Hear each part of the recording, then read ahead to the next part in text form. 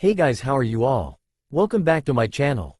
Today we will see what if Naruto endeavors to control his demonic kekkei Genkai. If you enjoy, then please like, share and do comments. This was the thought of one Hitaki Kakashi as he left the Sandame's office. The copy nin had just failed another hopeless genin team. You'd think after failing over 10 teams the old man would have gotten the message. Kakashi didn't want to teach.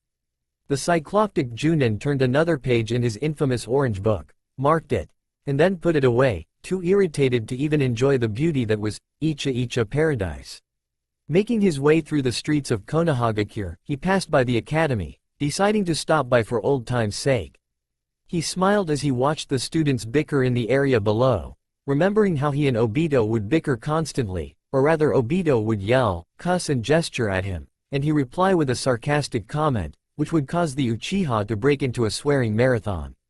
Kakashi chuckled, then left the area, suddenly remembering to pay his last respects of the day at the memorial, so he walked there, nostalgia setting in. En route to the memorial, he was paused as he heard the unmistakable sounds of a child crying. Deciding to play the Good Samaritan, he followed his ears to what appeared to be a blonde-haired youth that was rubbing his arms, what looked like bruises covering them. "You okay there, kid?" he asked, his eye half shut. To his surprise, the kid jumped up with a look of outright terror on his face and ran away as if Kyuubi himself was after him. As the Junin tried to gather himself, one thought struck out in his mind. That kid's face looked familiar. Naruto ran, he ran till his legs were sore, till he couldn't run anymore. Of course by this stage he'd cleared half of Konoha, and was already in another training area, which fortunately was empty. That man, he was a shinobi, right Nissan? Not just any shinobi kit. His chakra levels tell me he was a Junin, that's the elite class on ninja in this village. Naruto shivered. I was right. He could have killed me without blinking. He sat next to a tree and curled up, closing his eyes. Why won't they just leave me alone? Why won't they listen? I'm sorry, kid. The Kyuubi said sadly, had I not attacked, maybe you'd have lived a happy life, with your father. Naruto shook his head. It's not your fault, and it's that weird man with the cloud jacket's fault, he smiled. Besides, I never knew my papa, but at least I have you. Slowly, a red outline covered the boy, as 9 astral tails wrapped around him in a warm embrace. And you. Kakashi had wrapped things up at the shrine, gotten something to eat, purchased the latest edition of Icha Paradise and soundly trounced Guy in a game of Old Maid, leaving the taijutsu specialist doing 100, single-handed, handstand push-ups. Wonder if that kid was alright. Those bruises looked nasty. Her shook himself. What am I worried for? He probably ran home to mama to kiss it better. Passing a happy family, returning from a trip to the supermarket, he smirked. If Obito could hear me now, ye gods, I'd never hear the end of it. Passing Kurenai and Asuma at a restaurant, he decided to stop by for a chat. The red-eyed Kunoichi was concerned about the upcoming Junin exams, as she'd be competing for the first time against other hardened Chunin and wasn't particularly looking forward to it. Asuma, on the other hand, was quite certain she'd be fine, and pointedly told her and Kakashi so. Pulling out his recent purchase, Kakashi was about to read when he was interrupted by a loud yell. "Ah, Kakashi, my eternal rival," Guy yelled, appearing from a cloud of smoke. "Let us continue with our youthful challenges to prove once and for all who is superior." You say something? Kakashi replied, idly turning the page, causing the taijutsu specialist to break down in tears. Asuma sighing as he patted the poor man on the back. There, let it all out, whilst Kurenai shot the book in Kakashi's hand a glare. Sensing the red-eyed Kunoichi's bloodlust slowly rising, Kakashi decided to leave, marking his page for future reference. Entering his bachelor's apartment, the Junin promptly got ready for bed, after replacing his older novel with his recent purchase in his weapons pouch. That night, the citizens of Konohagakure fell asleep, each one with dreams of a better day comes the dawn. The Hokage had nightmares concerning mountains of paperwork. Kakashi dreamed of his days with Team Arashi. Guy dreamt of taijutsu battles and flames of youth. Asuma dreamt of stuff. Kurenai dreamt of burning the writer of the Icha series, whoever he or she was, on a bonfire of their own smutty work. Ebisu had one of his closet perv dreams that he'd promptly forget come dawn. Sakura and Ino dreamed of getting married to Sasuke. Choji dreamed of a mountain of his favorite foods. Shikamaru dreamt of clouds. Shino, let's just say he dreamed. Kiba dreamt of fighting hundreds of enemies he could beat with one blow. Hinata dreamt of her mother. Sasuke dreamt about his brother's death at his hands.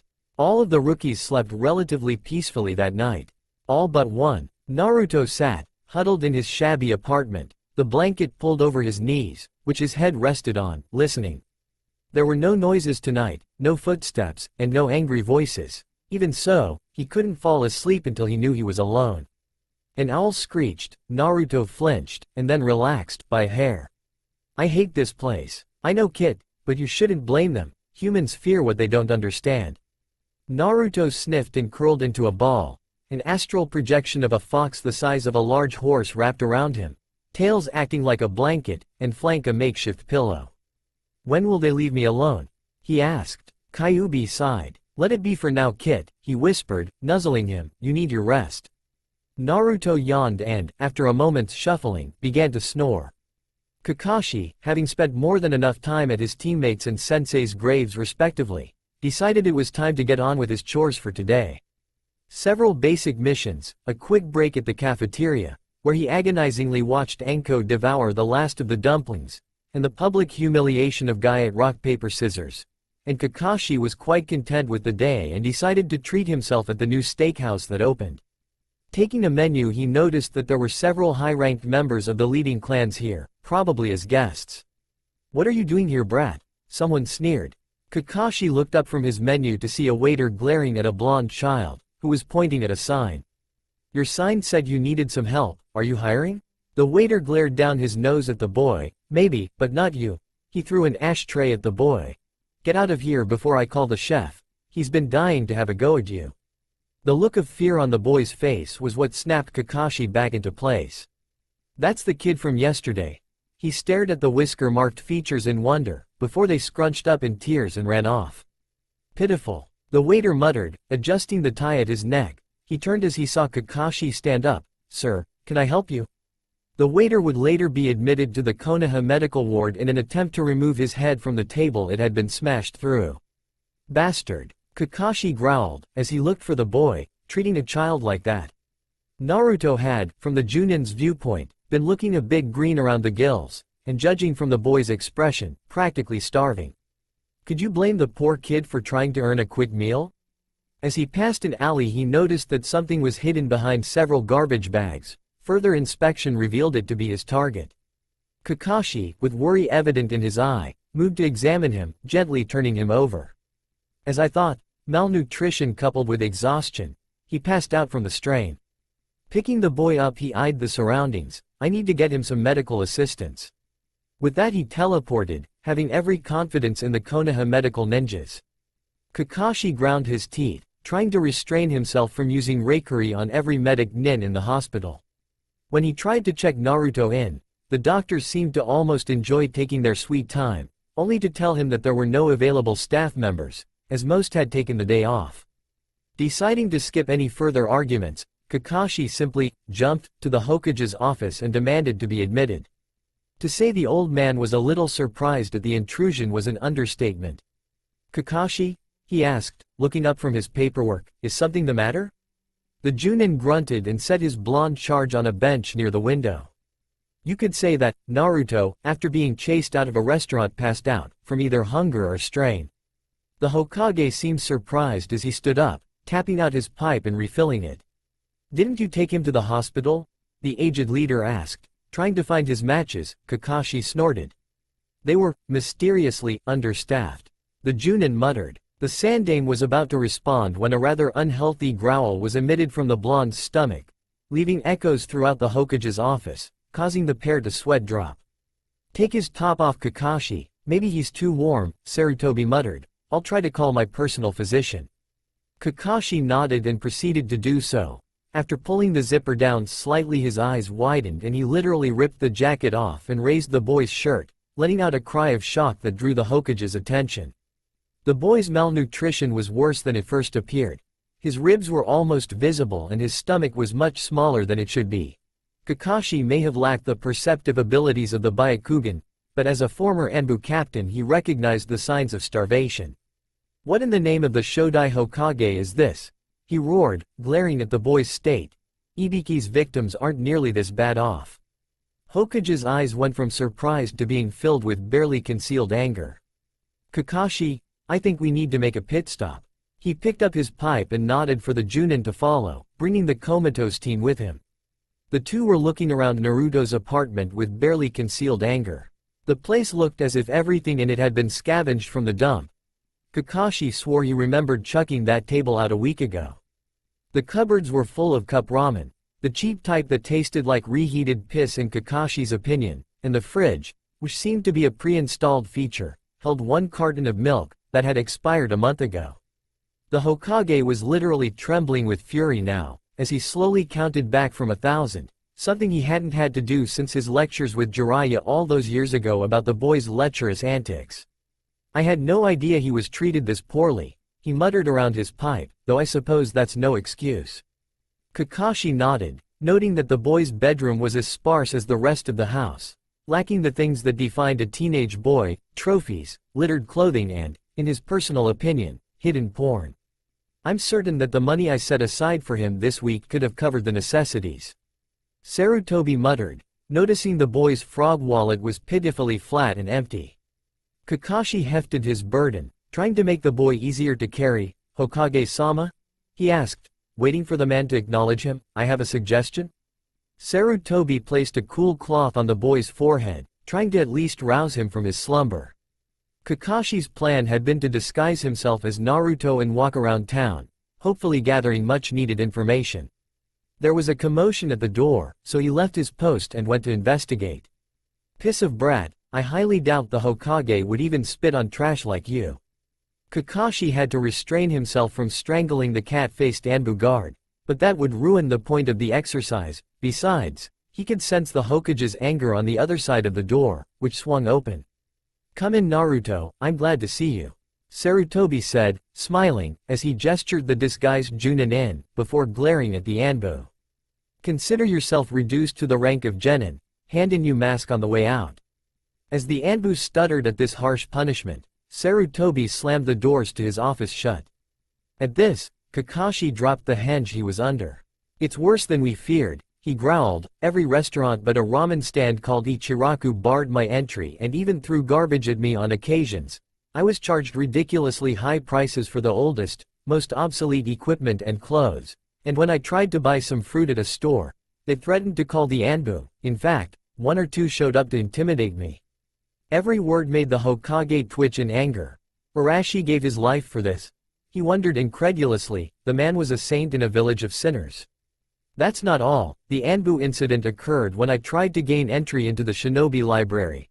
The harpy at the checkout took one look at me and screeched for security. I think she was Haruno's wife, not many women with pink hair after all. Scratch that, a saint in a hellmouth. The aged Hokage growled as he marched to his desk and wrote something on several pieces of paper. Deliver these to the clan heads, I think it's time we summoned the council. Kakashi blinked.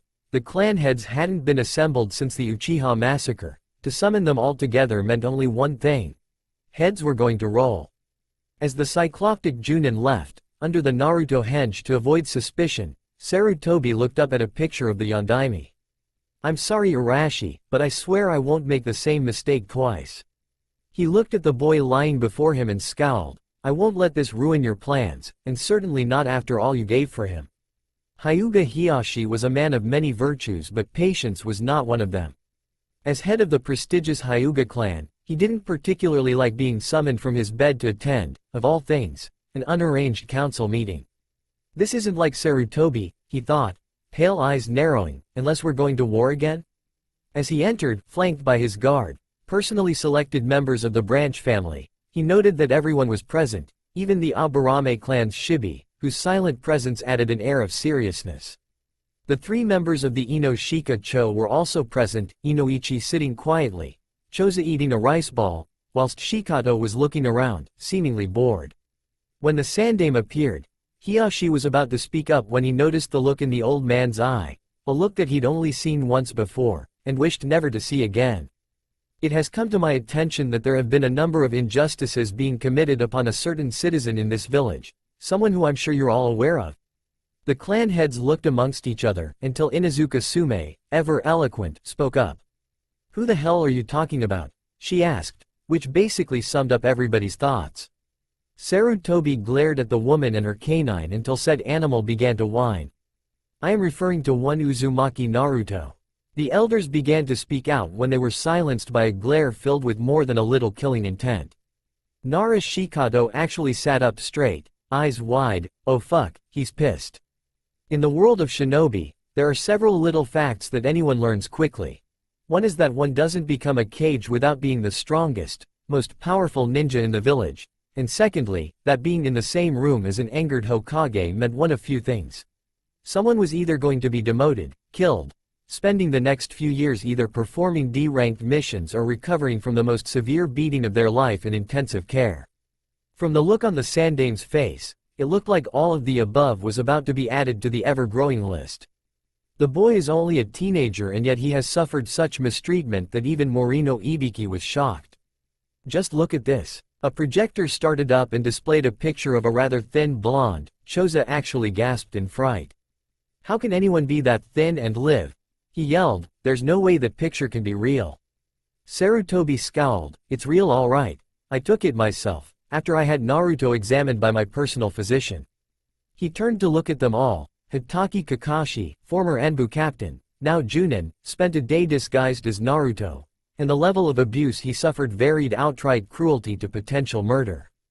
Hiyashi frowned. "So? The boy has the damned fox sealed in him. Wouldn't it be better if someone just killed him off?" There was a general amount of agreement from the clan heads, except, unsurprisingly, Aburame Shibi, who merely remained silent.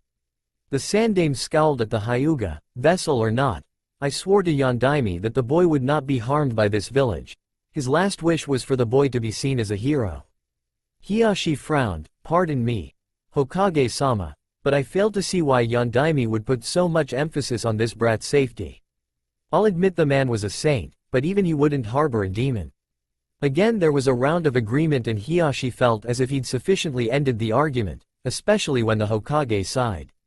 "Perhaps you're right. What was I thinking?" Hiyashi smirked. "A simple lapse of judgment, Hokage-sama. After all, why on earth would a man go to such lengths to protect his own child?" The room fell silent, as if struck dumb. Even Shibi's eyes widened behind his ever-present glasses.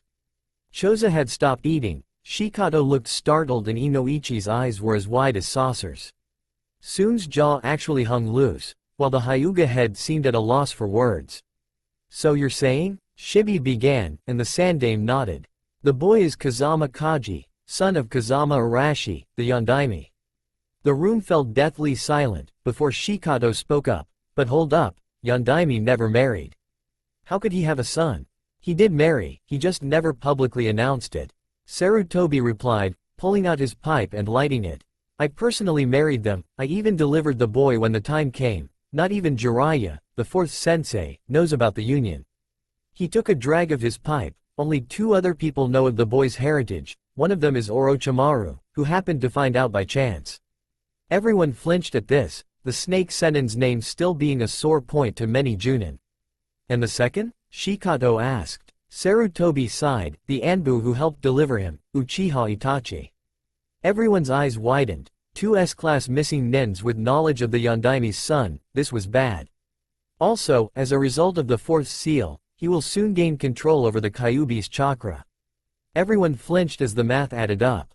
The Yondaime's son, coupled with the infinite chakra of the Kyuubi. In layman's terms, snafu. Sarutobi exhaled. "So as you can see, we have a genin with the potential to become the next Hokage, who according to Kakashi, has more than enough reason to justifiably hate everyone in this village." The elders flinched at this, realizing what this meant. It would be the Uchiha massacre all over again, on a larger scale.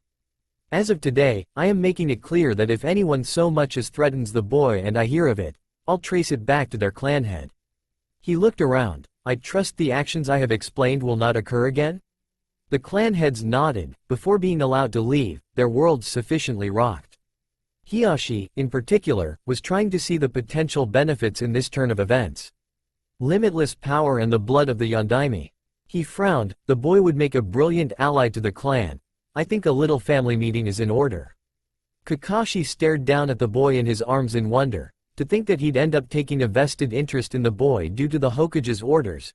He hoped Anko or worse, Guy never found out or he'd never live it down. He sighed as he marched towards the home of someone the Hokage had deemed the boy's new caretaker, a chunin by the name of Amino Iruka. It was a dark day in Konohagakure for many people. Several Anbu and Junin were demoted to genin and stuck doing the most degrading tasks. Several stores received threats of having their licenses revoked. And the mother of a certain pink-haired academy student lost her job at the library, under grounds of unfair treatment. On a brighter note, Ichiraku Ramen received the Hokage's personal recommendation, vastly increasing their amount of customers. Amino Iruka was just relaxing after a long day at the academy when he received a knock on the door. When he saw the cycloptic Junin carrying one of his students, he feared the worst. "Naruto, what happened?" he asked, taking the boy from the man. Kakashi shrugged. He passed out from exhaustion. He shrugged and turned around. "Anyway, Hokage-sama says that the boy shouldn't live on his own anymore, so you'll be taking care of him." When Iruka's jaw hit the ground, he smirked. "The paperwork should arrive later on, have a nice day." Naruto awoke around noon to find himself in unfamiliar surroundings, stripped to his undergarments and wrapped up in a warm bed. "Where am I?" he wondered, feeling nervous. Just then, the door opened, and his academy teacher walked in, carrying a tray. "Naruto, you're awake?" he smiled. "I thought you'd still be asleep, but I brought some food anyway." He set the tray down, picking a bowl up and offering it to the boy. Naruto edged back, wary of the food. Was it poisoned? Drugged? Iruka's smile faltered. "Naruto, when was the last time you ate?" "Yesterday morning." The boy replied, "My ramen rations ran out." Iruka raised an eyebrow. "Rations? Why didn't you just eat at a stall?" Ichiraku was closed, and, he shivered, "I can't go in the other stores." Iruka stared at him. "Why not?" Naruto shivered and looked down. "They said if I did, they'd kill me." Iruka's eyes widened, then he grit his teeth. "Bastards." He caught sight Naruto's worried features and calmed down. "Naruto, I'm here to protect you, not hurt you. If anyone tries that again, you just have to come to me, or Hokage-sama, okay?" Naruto's eyes didn't lift, so the Chunin set the bowl aside and, to the surprise of the vessel, embraced him. "You're safe now, Naruto. While I live, you'll never be hurt in this house." Naruto stared blankly at the wall as the Chunin stroked his back. He was surprised as he felt his limbs relax. "What's happening? What is this feeling?" "Security kid, you feel safe around him." "Ni-san?" Naruto whispered in his head. "Should I trust him?" "You should. I can sense his concern for you. It's the same as the old ones. The one who runs the village. Those two have always cared for you, and from the looks of things, always will." Naruto, reassured by the words of his brother, latched onto Iruka as if hardly daring to believe it, tears running down his face as, for the first time, he allowed himself to cry in front of someone. Several years later, taking his sweet time, Kakashi trudged over to the academy, noting that the other teams, and even the students, had long since disappeared. He cocked an eyebrow, wondering if he'd kept them waiting long enough, before shrugging.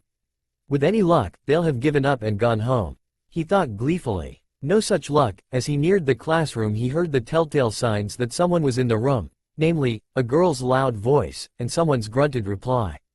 Wishing he were somewhere else, the Junin entered the class, half expecting an eraser to fall on his head. Instead, all that happened was the girl shutting up, thanked Kami, and two pairs of interested eyes looking up at him.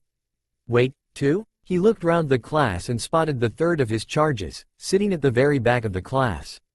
His eye widened at the sight of someone he hadn't seen since he'd left him with Iruka. The blonde was reading a book, seemingly not interested in his surroundings. His clothes looked second-hand, but even so, suited him. He wore what looked like the basic lower half of a Chunin outfit, but his upper body was clothed in a black, sleeveless version of a trench coat, over a red shirt. The boy's face seemed normal enough, were it not for the whisker marks that marred it, but it certainly looked healthier than the last time, more full, as if he received regular meals now. So that's him, the Junin thought, having not laid eyes on the vessel since he was adopted. The boy hadn't even turned to look at him, so he cleared his throat to get his attention. "Team 7? He asked. "Meet me on the rooftop in 10 minutes. He didn't wait for their reply, but promptly vanished in a swirl of leaves. Approximately 10 minutes later, and the team was sitting at the training area. Kakashi ran his normal eye over them. The Rookie of the Year, the runner-up, and the vessel.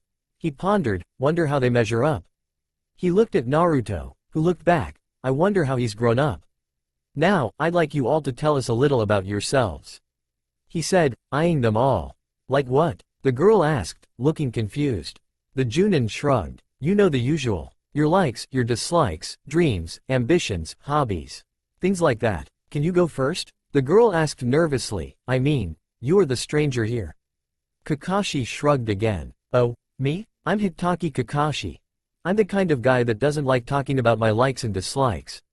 My future dreams are none of your business, but I do have lots of hobbies. The three genin sweat dropped, having learned nothing from this introduction. Anyway, Pinky, you're up first, he said, nodding at the girl. Flushing slightly at the title, the girl started her intro, which mostly consisted of not-so-subtle comments and looks aimed at her raven-haired teammate, who seemed to be pointedly ignoring her. And I hate perverts and Ino pig, she finished. Kakashi mentally groaned. A fangirl? Why for the love of God did it have to be a fangirl? Ignoring the blushing Kunoichi, he looked at the object of her one-sided affection.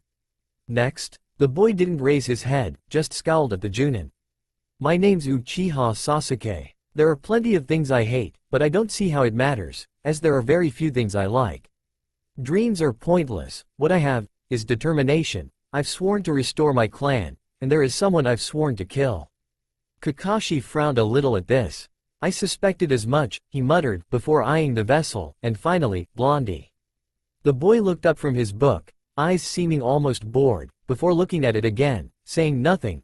Kakashi raised an eyebrow. Yo, today if you don't mind? The blonde lifted his head a little. Uzumaki Naruto, he said, and then fell silent. Sasuke looked at him, wondering what the hell the blonde's problem was. Is he brain damaged or something? The Uchiha wondered. Kakashi's eye creased as he smiled, so you can talk. He waved his hand to gain the kid's attention. Anything to add? What do you like? Naruto shrugged. Ramen, my guardian, reading. He seemed to put emphasis into the last statement, as if he didn't like being interrupted. Sakura looked at him. What are you reading? It doesn't look like a library book. Naruto refused to answer, just turned the page and ignored her. Hey, I'm talking to you, damn it, the Kunoichi shrieked, to which Naruto replied, You say something? Kakashi smirked at the Kunoichi reddening face. I like this kid. What do you hate? The Junin asked. This village, the blonde replied, causing his two teammates to stare at him in shock. I hate everyone in it, except for my precious people. Kakashi stared at the boy. This isn't good. He shook himself. Got any dreams there? Naruto shrugged again, dismissively. To get stronger, to repay Iruka-san, and protect those precious to me. He raised his head, frowning slightly. And like Sasuke, I got to kill someone too. Kakashi's eyebrow rose, intrigued. After all, the list of suspects could include half the village in Naruto's case. Who? Naruto refused to elaborate, causing the Junin to scratch his head in irritation. So your reason for becoming a ninja? He asked, trying to find something out about the boy. Naruto raised his head a little. Nisan said I should. This stumped the Junin, who knew the boy was an orphan. Nisan? You mean Iruka? He asked, hoping the boy would elaborate. But Naruto said nothing, just lowered his head again, as if hoping that would end the discussion. Kakashi sighed, knowing he was going to regret this. Formal training begins tomorrow, he said, stretching. We'll be doing survival exercises. Gotta warn you though, you really shouldn't eat anything, unless you enjoy puking. Kakashi sat in the Junin bar, sipping an energy drink and glaring at a minuscule speck on the wall, as if trying to drill through it. Kurenai and Asuma walked up. The Genjutsu specialist and the chain smoker seemed deep in conversation. Yo, Kakashi greeted, waving them over. The female Junin nodded and Asuma took a drag of his cancer stick. So how are the teams looking this year? Asuma shrugged. I got the second generation of Ino Shikacho. They're not up to their parents' level but their teamwork's good, once Ino starts yelling at the others. Kurenai nodded. My team's not too bad either. I have the Hyuga Era's Hinata. Her form's good, but she lacks confidence. Aburame Shino's quiet, but he's got a good head on his shoulders, which is a relief, since the Inuzuka boy seems to have his volume dial stuck on high. Kakashi cringed. knowing just how rowdy that particular clan got. Asuma lit another cigarette. What about your lot, Kakashi? The cycloptic Junin shrugged. I got stuck with Sasuke from Uchiha, one of his groupies in the vessel. The two winced at this clip reply. Ouch. Asuma muttered, so how'd they measure up? Kakashi sighed, covering his eye. Sasuke's so much like I used to be I'm almost ashamed, and the Haruno girl's so lucky she wasn't assigned to Anko. I swear she gives Kunoichi a bad name the way she fawns over Sasuke like that. Kurenai winced, knowing full well what the sadistic Kunoichi thought of such behavior. And Naruto? She asked, wondering about the boy. Kakashi lowered his hand and looked at her for a moment, smiling a little. I don't even know where to start. Asuma smirked. Let me guess, a real dunce, huh? To his surprise, Kakashi shook his head. Not even close. I learned feck all about him from his intro, other than he doesn't like to talk when he's reading, and that he seems to hate everyone in the village. Except Iruka and his Nisan. But I could have sworn Iruka was still single. He picked up his drink. Heck, turns out the only reason the kid's a ninja is because the guy said he should. The three sat in thought, puzzling over this info. Especially the hatred for the entire village part. Having the Kyuubi's vessel pissed off at the village was a definite problem. Yo, Kakashi greeted. You're late. Sakura shrieked, causing the Junin to lose all hearing in his ears for 2.25 seconds. He blinked when a pebble collided with her skull, shutting her up as she grabbed it in pain. Too loud, Naruto muttered, turning a page in his book. Turn it down a notch. Sakura opened her mouth to screech when Sasuke spoke up. He's right, turn it down. Whoever heard of a loud ninja? When Sakura, sufficiently chastened, sat down, Kakashi tried to get a look at the boy's book, but he put it away as the Junin approached, looking up with an almost bored expression. Can we get this over with? I'm sure we all have things we'd rather be doing that don't include your tardiness. Kakashi sighed, wondering how the kid became such a wise ass, pulling out the bells and the alarm clock as he did so. I've set this clock to go off at noon, he said, placing it on a stump. You have until then to get a bell off me. If you fail to get a bell, you will be tied to the stump and I'll eat your lunch in front of you. But there are only 2 bells. Sakura cried out, to which Naruto snorted. Amazing, she can count to 2. Sasuke actually smirked at this, wondering if he and the blonde may actually get along. Sakura on the other hand, was moving to strangle Naruto when the Junin cut in. I'd save that bloodlust for when you face me, I won't be holding back too much. The Kunoichi blanched at this, whilst Sasuke shivered in anticipation. Naruto on the other hand yawned. I hope not. Iruka-san was going on and on about how hard these tests were. I'd hate to find out he was trying to psych me out. Kakashi grinned at the blonde. Cocky bastard, almost like Arashi-sensei. Go, he yelled. Before he even finished, the trio had made a dash for the cover the woods provided. Kakashi sighed. So far he'd only had to deal with Sakura, who was easily dispatched by an illusion regarding the brutal mutilation of her crush. The other 2 had reacted then with a carefully designed ambush, and in the time it took for him to dodge the last kunai, Sakura had apparently disappeared. How annoying, the Junin thought. I was hoping to have failed them all by now. Problems in paradise? A voice called out. Kakashi turned to see Naruto reading his book, out in the open, not even pretending to hide. How long we got? 10? 20 minutes? He turned the page. Things aren't looking good. Kakashi nodded and reached for his own reading material, and froze. His pouch was empty. Looking for this? Naruto's voice called out, causing Kakashi to blanch and turn. The book Naruto was reading changed into Kakashi's beloved orange one, which the blonde held in one hand, pulling his real book out of his coat pocket.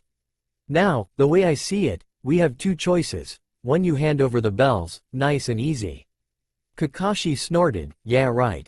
And the second choice? Naruto smirked, as Sasuke appeared out of nowhere, a tiger-like smirk on his face.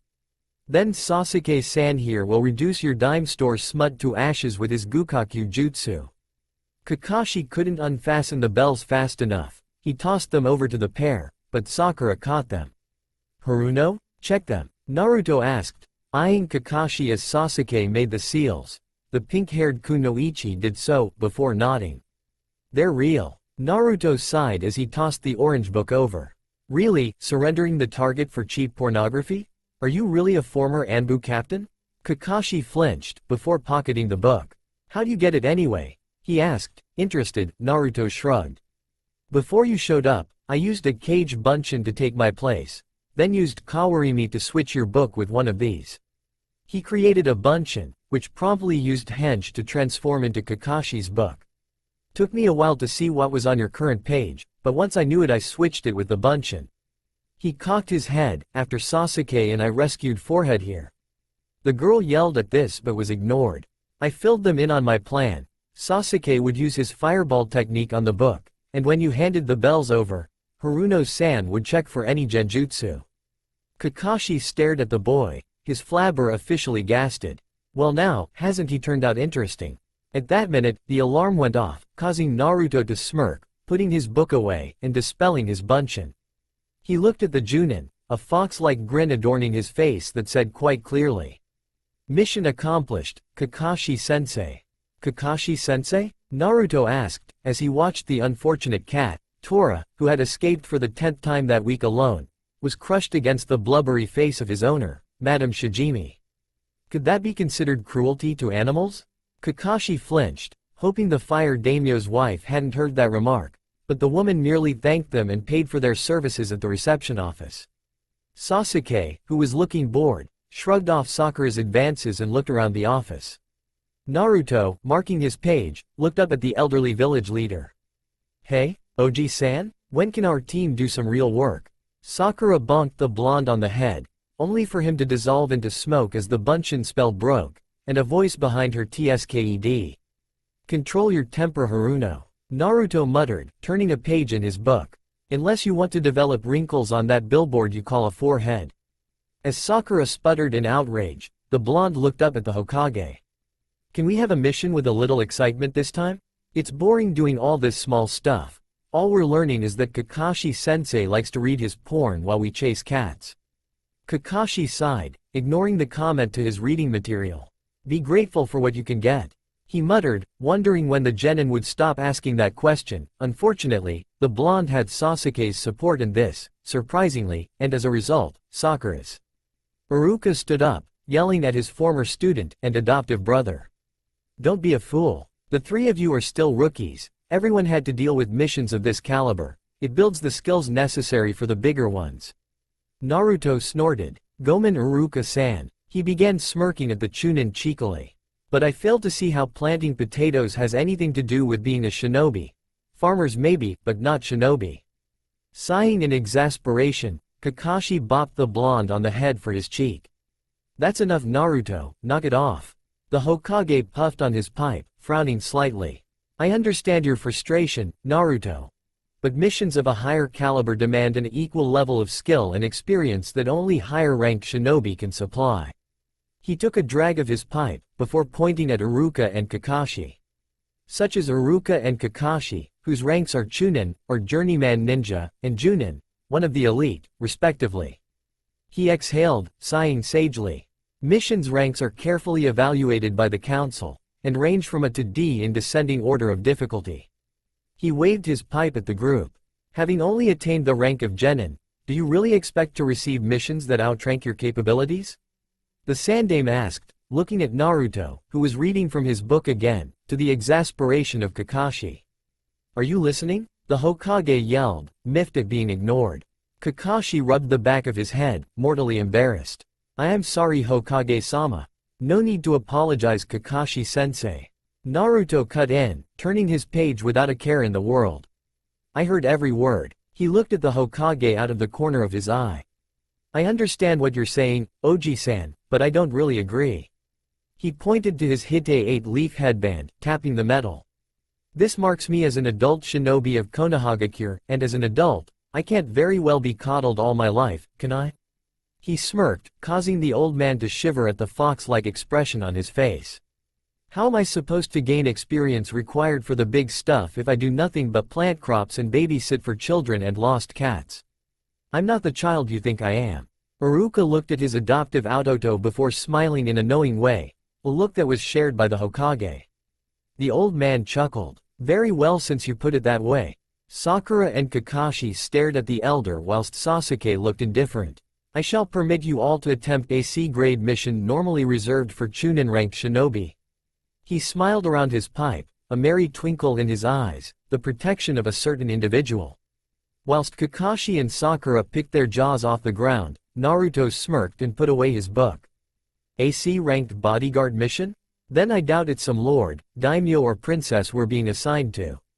The Hokage smirked and chuckled. I agree, he certainly isn't some great lord. And he's definitely no princess. The elderly shinobi thought weakly. The door opened and an old man walked in, sake bottle in hand and wearing a travel sack. He took one look at them, took a swig of the liver-poisoning liquid, and snorted. What's going on here? They look like a bunch of wet-nosed brats. He looked at Naruto and snorted derisively. Especially, the blonde midget, head stuck in a book daydreaming, are you guys really ninjas? The old man got his answer, in the form of several kunai thrown at his nether regions, painfully close to actually hitting. I choose my words carefully, old man, Naruto said, turning the page with his free hand. Insulting a shinobi, even a genin, is not a mistake most civilians are given a chance to repeat. The old man shivered, looking nervous as he stepped away from the wall, trying not to disturb the kunai. Naruto looked up at him, raising an eyebrow. And our employer would be you? The old man nodded, seeming to grow more confident as he puffed his chest out. I am Tazuna, a bridge builder of ultimate renown. He looked over the group, carefully. Until I'm safely back in my home country, where my current project is underway, I'll expect you to protect me with your lives. Naruto nodded and put away his book, walking over to the wall and reclaiming his kunai. Kakashi, wondering what the brat had gotten them into, sighed. The group watched as the giant gates closed, cutting off the view of Konoha. Naruto looked around, intrigued. This is the first time I've been outside the village walls, he said, eyeing the dense forest surrounding them. I see now why they call it the village hidden in the leaves. Sakura rolled her eyes, snorting derisively. You mean you didn't know there was a forest out here? What kind of moron are you? She said snidely, trying to get one up on the blonde. Do you hear the wind blowing? Naruto asked, looking at Sasuke. I swear I heard a load of hot air pass by. Sakura glared daggers at the blonde whilst Tazuna wisely decided to drink his sake and keep his comments to himself. Kakashi, deciding to get the group moving before there was bloodshed, started walking. The group was moving along pretty quietly, aside from Sakura's failed attempts at getting Sasuke's attention. Tazuna merely looked nervous, Kakashi had his usual bored expression. Sasuke was pointedly ignoring the kunoichi, whilst Naruto was nose-deep in his ever-present book, doggedly avoiding Kakashi's attempts to read over his shoulder. Kit, something's wrong? You sensed it too? Naruto asked, turning the page as if nothing was wrong. It's been sunny for several days now, and there's been no rain, so why is there a puddle to the side up ahead? Naruto frowned. Shinobi? That or kappas, and I doubt they'd be daft enough to hide in a puddle of all things. Naruto nodded, picking up the pace until he was shoulder to shoulder with Sasuke. Trouble ahead, shinobi, he whispered, and then eased up until he was near Tazuna and Kakashi, not giving the raven-haired teen a chance to reply. After they'd passed the puddle, two figures emerged from it, moving to attack, ensnaring Kakashi in a razor chain, ripping the Junin asunder. As Sakura freaked, they turned to view the other targets, charging towards Tazuna. Sakura shrieked and jumped in front of him, whilst Sasuke and Naruto tossed kunai at the chain, effectively trapping them to a tree. In response, the duo snapped the chain, lunging towards the kunoichi. Naruto leapt forward, slamming into one and receiving a slash on his hand as a result, whilst Sasuke sent the other back with a kick to the head. The two regrouped and charged, only for Kakashi to clothesline them, catching each around the neck with his arms. Sorry about that, I should have helped out sooner. He eyed Naruto's hand, frowning at the gash. I didn't expect you to get injured. Naruto shrugged, lifting the injured hand up like it was no big deal. Those guys were all claws and no bite. A flesh wound like this isn't something to sweat over. Kakashi frowned, deadly serious. No, but the poison that coats the claws is. He nodded as Naruto stiffened. We need to clean that wound as soon as possible. Naruto scowled, drew a kunai, and before anyone could say anything, cut his hand open. When Sakura moved to shriek, he silenced her with a glare. The flow of blood should wash away the poison, and ensure none enters my bloodstream. Not that I need to worry about being poisoned. Your chakra literally neutralizes any foreign drugs or toxins in my body, Ni-san. It does pay to keep up appearances though. While conversing with Kyuubi, Naruto allowed Kakashi to wrap his hand in bandages, taking it out of the Junin's grasp as he noticed how quickly the wound had healed. Naruto walked over to the two Chunin, glaring back at them until they lowered their gazes. So what do we do about Laurel and Hardy here? I doubt it'd be clever to just leave them. Kakashi frowned then nodded. When you were fighting, I sent a message to any nearby Konoha Anbu to deal with these two. He glared at them, causing them to flinch. I'm sure they'll love to spill their guts as to why they were waiting to ambush us. The cycloptic Junin turned to Tazuna, his gaze not losing its intensity. Though I'm sure our employer has a good enough idea, Tazuna-san? While the adults talked, Naruto pulled his book out and began reading until Sasuke walked up to him, not saying anything. After a while, Naruto looked at him over the top of his book. Yes? Nice spot back there. How do you know where they were? The Uchiha asked, to which Naruto shrugged. Not many puddles are about during a day like this, especially when it hasn't rained in over a week. He turned the page in his book, nodding over his shoulder. That and the fact that our employer was obviously spooked about something. Sakura seethed as the two boys chatted, as if she wasn't there. Damn it, I spent weeks trying to get Sasuke to even look at me and here's Naruto talking to him like it's no big deal. Inside her head, inner Sakura ripped an image of Naruto to shreds, before setting said shreds on fire. Sasuke, you were so cool, she cried out, trying to gain her crush's attention. The Uchiha ignored her, whilst Naruto looked over the top of his book at her, almost bored. Where'd you pop up from? Didn't we leave you in Konoha? As Sakura gnashed her teeth, ignored by both of her teammates, the two adults continued their conversation, ignoring the grinding noises that sounded like slabs of rock rubbing against each other. I have to admit, that's one hell of a bridge, Naruto said, as they crossed by boat to the wave country. Kakashi had to agree, despite himself.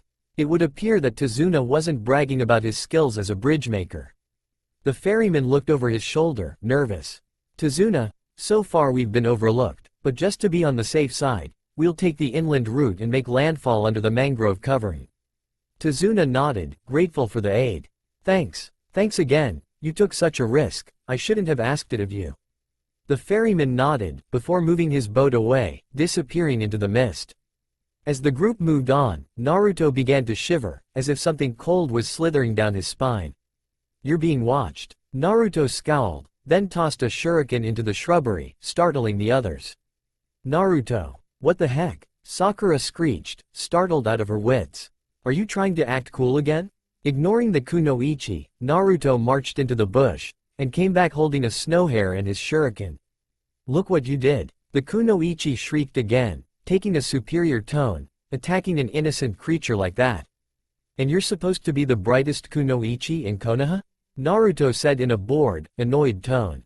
Clearly the standards have plummeted. As Sakura sputtered, Naruto pocketed his shuriken, and then held up the rabbit to her face by its ears. First off, this snow hare has its winter coat on, but it's the middle of summer.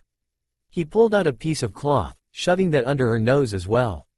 Secondly, this is a piece of fabric from someone's clothes, which I'm sure isn't the hare's. He put the cloth away and petted the hare, calming it down. My guess is that this is someone's pet, and they used it to switch places with via Kawarimi. Sasuke stated with a frown, before glaring at Sakura in annoyance. And another thing, how the hell are we supposed to sneak into wave country if you deafen every living thing within earshot with your screeching? Sakura's mouth opened and closed but no words came out, too shocked, embarrassed and angry to say anything, when Kakashi yelled for them to take cover. Naruto kicked out, causing Sakura to fall over, just in time as a massive sword whirled through the air, slamming into a tree as it passed. When the group looked up, there was a man standing on the sword's handle, looking over his shoulder at them, his headband displaying 4 curved lines. This one is much stronger than the two before, I'd say Junin level at least. Naruto nodded, on guard and ready to fight or flee. He must be if he actually can fight with that overgrown cleaver, it must weigh more than he does. Well, if it isn't Momochi Zabuza, the kid that ran of and left Kiri no Kuni, the land of mist. Kakashi muttered, looking up at the nin, cautiously. Naruto was about to say something when Kakashi waved a hand in front of his face. Don't interfere, give me room. He looked up, frowning slightly, this one's on a higher level than our former opponents. He reached for his headband, whilst the missing nin nodded slightly. Sharingan Kakashi, I presume? Zabuza asked, almost bored. If it wouldn't be too much trouble, could you surrender the old man? When the shinobi said the word Sharingan, two things happened. Firstly, Sasuke startled, knowing that the Sharingan was a bloodline limit exclusive to his clan alone. Secondly, Naruto, having been briefed on the Sharingan before thanks to Kyuubi, decided now would be a good time to learn some new techniques. Oni-san, I'm going to activate IT now, he said, waiting for the fox's approval. Don't forget to cast a genjutsu, or you'll blow everything.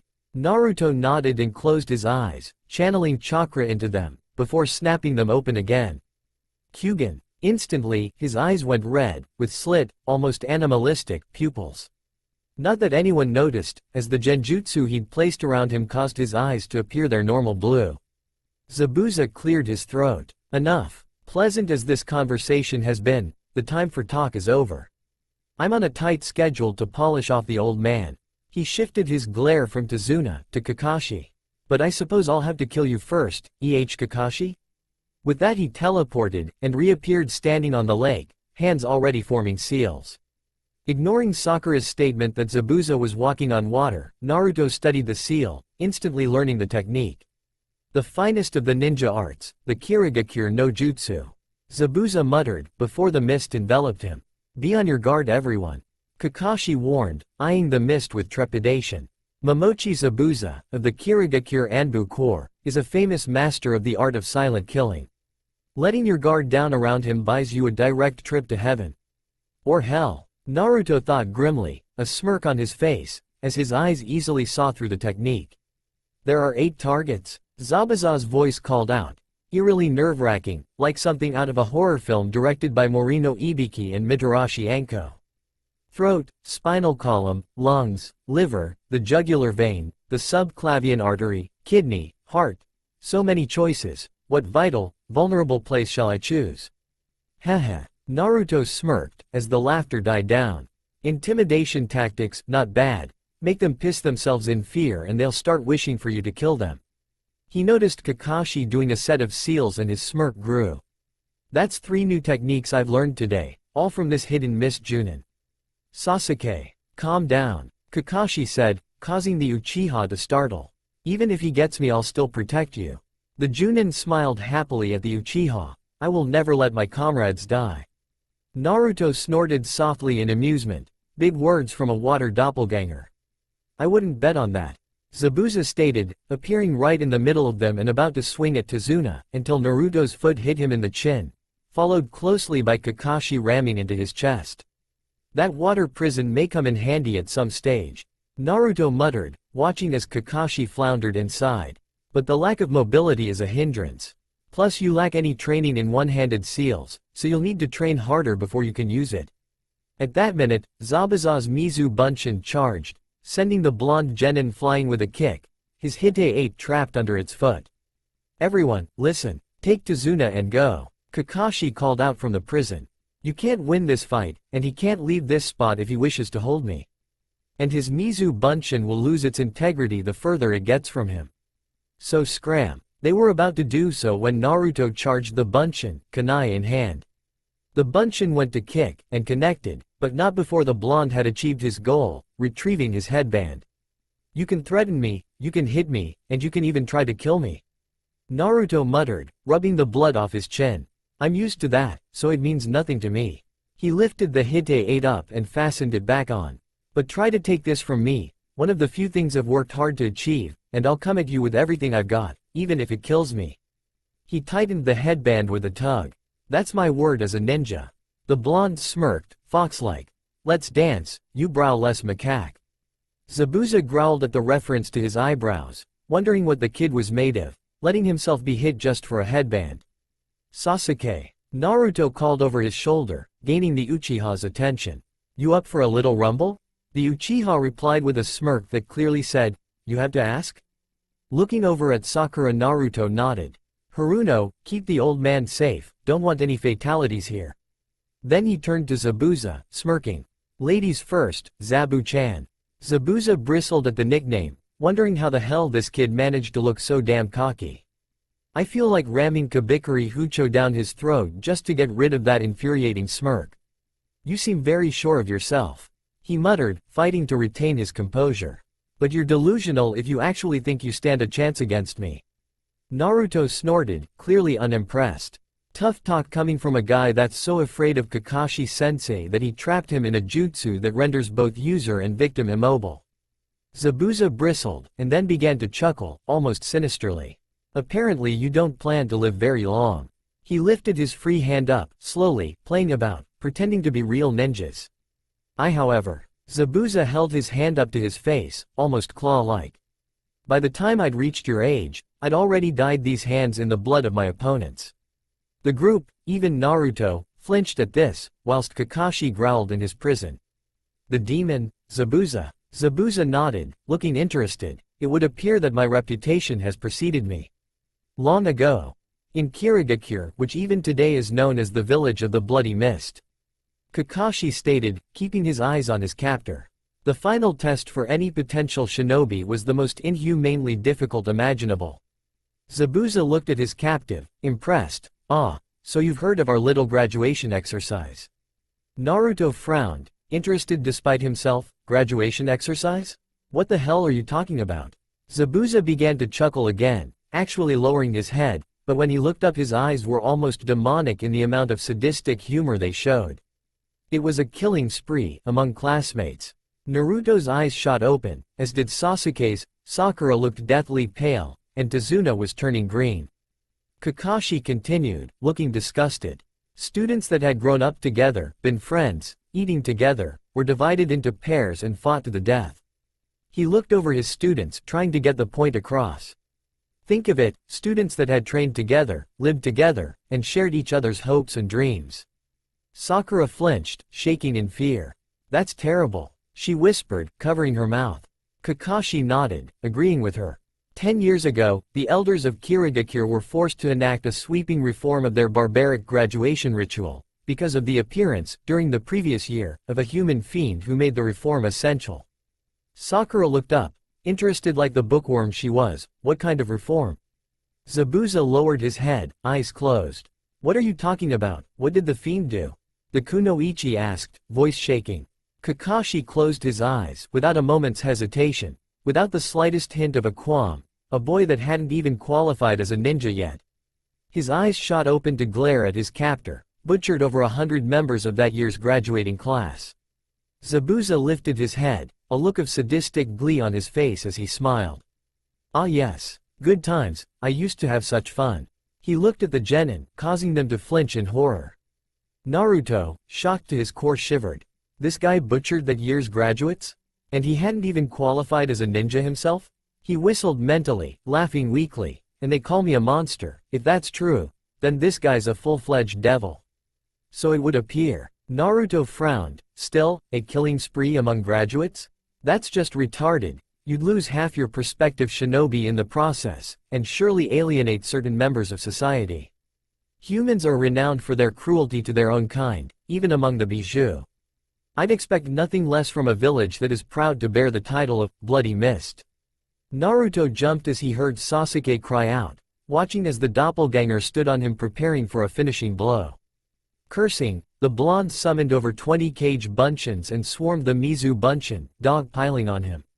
The water clone replied by swinging his massive sword around, destroying all of them. Sasuke rolled away, holding his ribs where the Bunchin had slammed into him, before a shout caught his attention.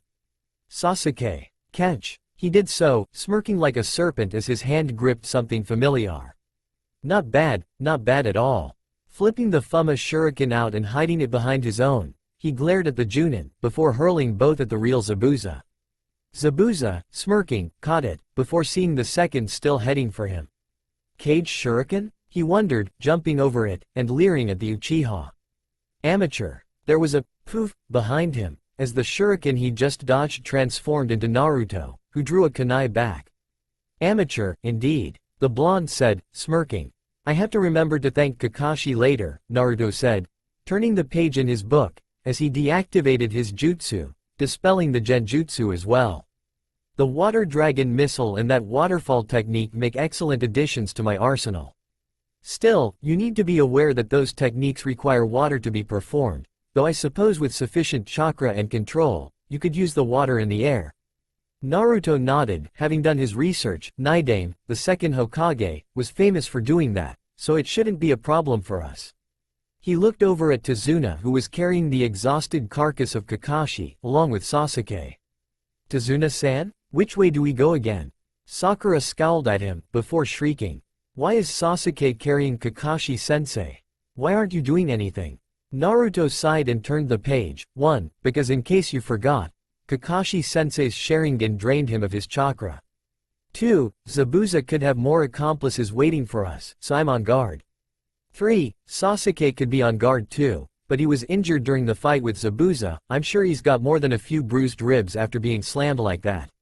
He turned the page again, scowling at her. And since you just stood there during the fight and did nothing, I highly doubt you have any authority to be telling me to work. Sakura was about to say something when he glared at her again. We're on a mission, Haruno, so shut your mouth and move your ass. With Kakashi tucked away, the group turned their attention to other matters, namely the masked nin that took out Zabuza. That mask is worn by the elite amongst the Kirigakure ninjas, the Hunter Nins, codenamed the Undertaker Squad. Kakashi explained, exhausted, they're called that because they dispose of corpses so thoroughly it's as if they never existed. Naruto nodded his head in understanding. Makes sense. Even after a shinobi's death, their bodies can yield interesting information to those that know where to look: chakra usage, skills, even the drugs or potion ingredients consumed. He snorted, taking out his book and beginning to read. So much for that old saying, dead men tell no tales. He looked over at Sasuke and smirked. Guess whoever said that never met a ninja in his life. The Uchiha smirked in reply, wincing at the stiffness in his ribs. Kakashi chuckled weakly. In any case, hunter nins specialize in hunting down missing nins and obliterating their remains, in order to ensure their village's respective secrets remain just that. He sighed, looking up at the ceiling, silently and without a trace. That is how shinobi leave this world. The occupants of the room lowered their heads, except Sakura, who shivered at an image of Zabuza's corpse lying in several pieces, like building blocks. What do you think? Naruto stared at his instructor as if he'd sprouted a tail, rubbing a finger in his ear. I think I misheard you. I could have sworn you said we'd be climbing trees as training. Kakashi smiled behind his mask, as he steadied himself on his crutches. You heard right. It's very good for chakra control. He opened his eye and looked over them all, especially since you won't be allowed to use your hands. Sakura looked at him, flummoxed. How the? Kakashi promptly made the ram seal and walked up the tree, crutches and all, until he was standing upside down like some overgrown bat. Gaining mastery over this kind of technique means that you'll have greater chakra control, as well as increasing your chakra levels, so theoretically, mastering this technique means that no jutsu should be beyond you. That's good to know, a voice said behind him. Kakashi spun into his surprise, saw Naruto, standing beside him on the branch, reading his book upside down. I certainly hope no jutsu should be beyond me after this, otherwise I'm going to be disappointed. Whilst Sakura and Sasuke picked their jaws off the ground, Kakashi stared at the so-called dead last at the academy in wonder. Methinks that there's some research to be done here, the Junin thought. Well, since you've mastered this, I guess there's no need for you to be here. He nodded in the direction of the house. You can guard Tazuna while Sakura and Sasuke train. He walked down again. I'm going to rest up. Naruto nodded, before walking down the tree to the floor. As he passed Sasuke he stopped. Been meaning to ask you. He said, getting the Uchiha's attention, what are the seals for that fireball technique of yours? Sasuke frowned. Where'd you learn to do that? He nodded towards the tree. Naruto shrugged. I'd practice after school, since no one seemed to care what I did. As to how I learned, he smiled at the teen. Iruka-sensei asked Ebisu-san to show me how after I kept pestering him. The secret is to relax and focus on the tree until you can automatically sense how much chakra to focus into your feet. Sasuke looked at the blonde, and then shook his head. The seals are, in order, snake, ram, monkey, boar, horse, tiger. He looked at the tree. Bit of advice, try to take as deep a breath you can.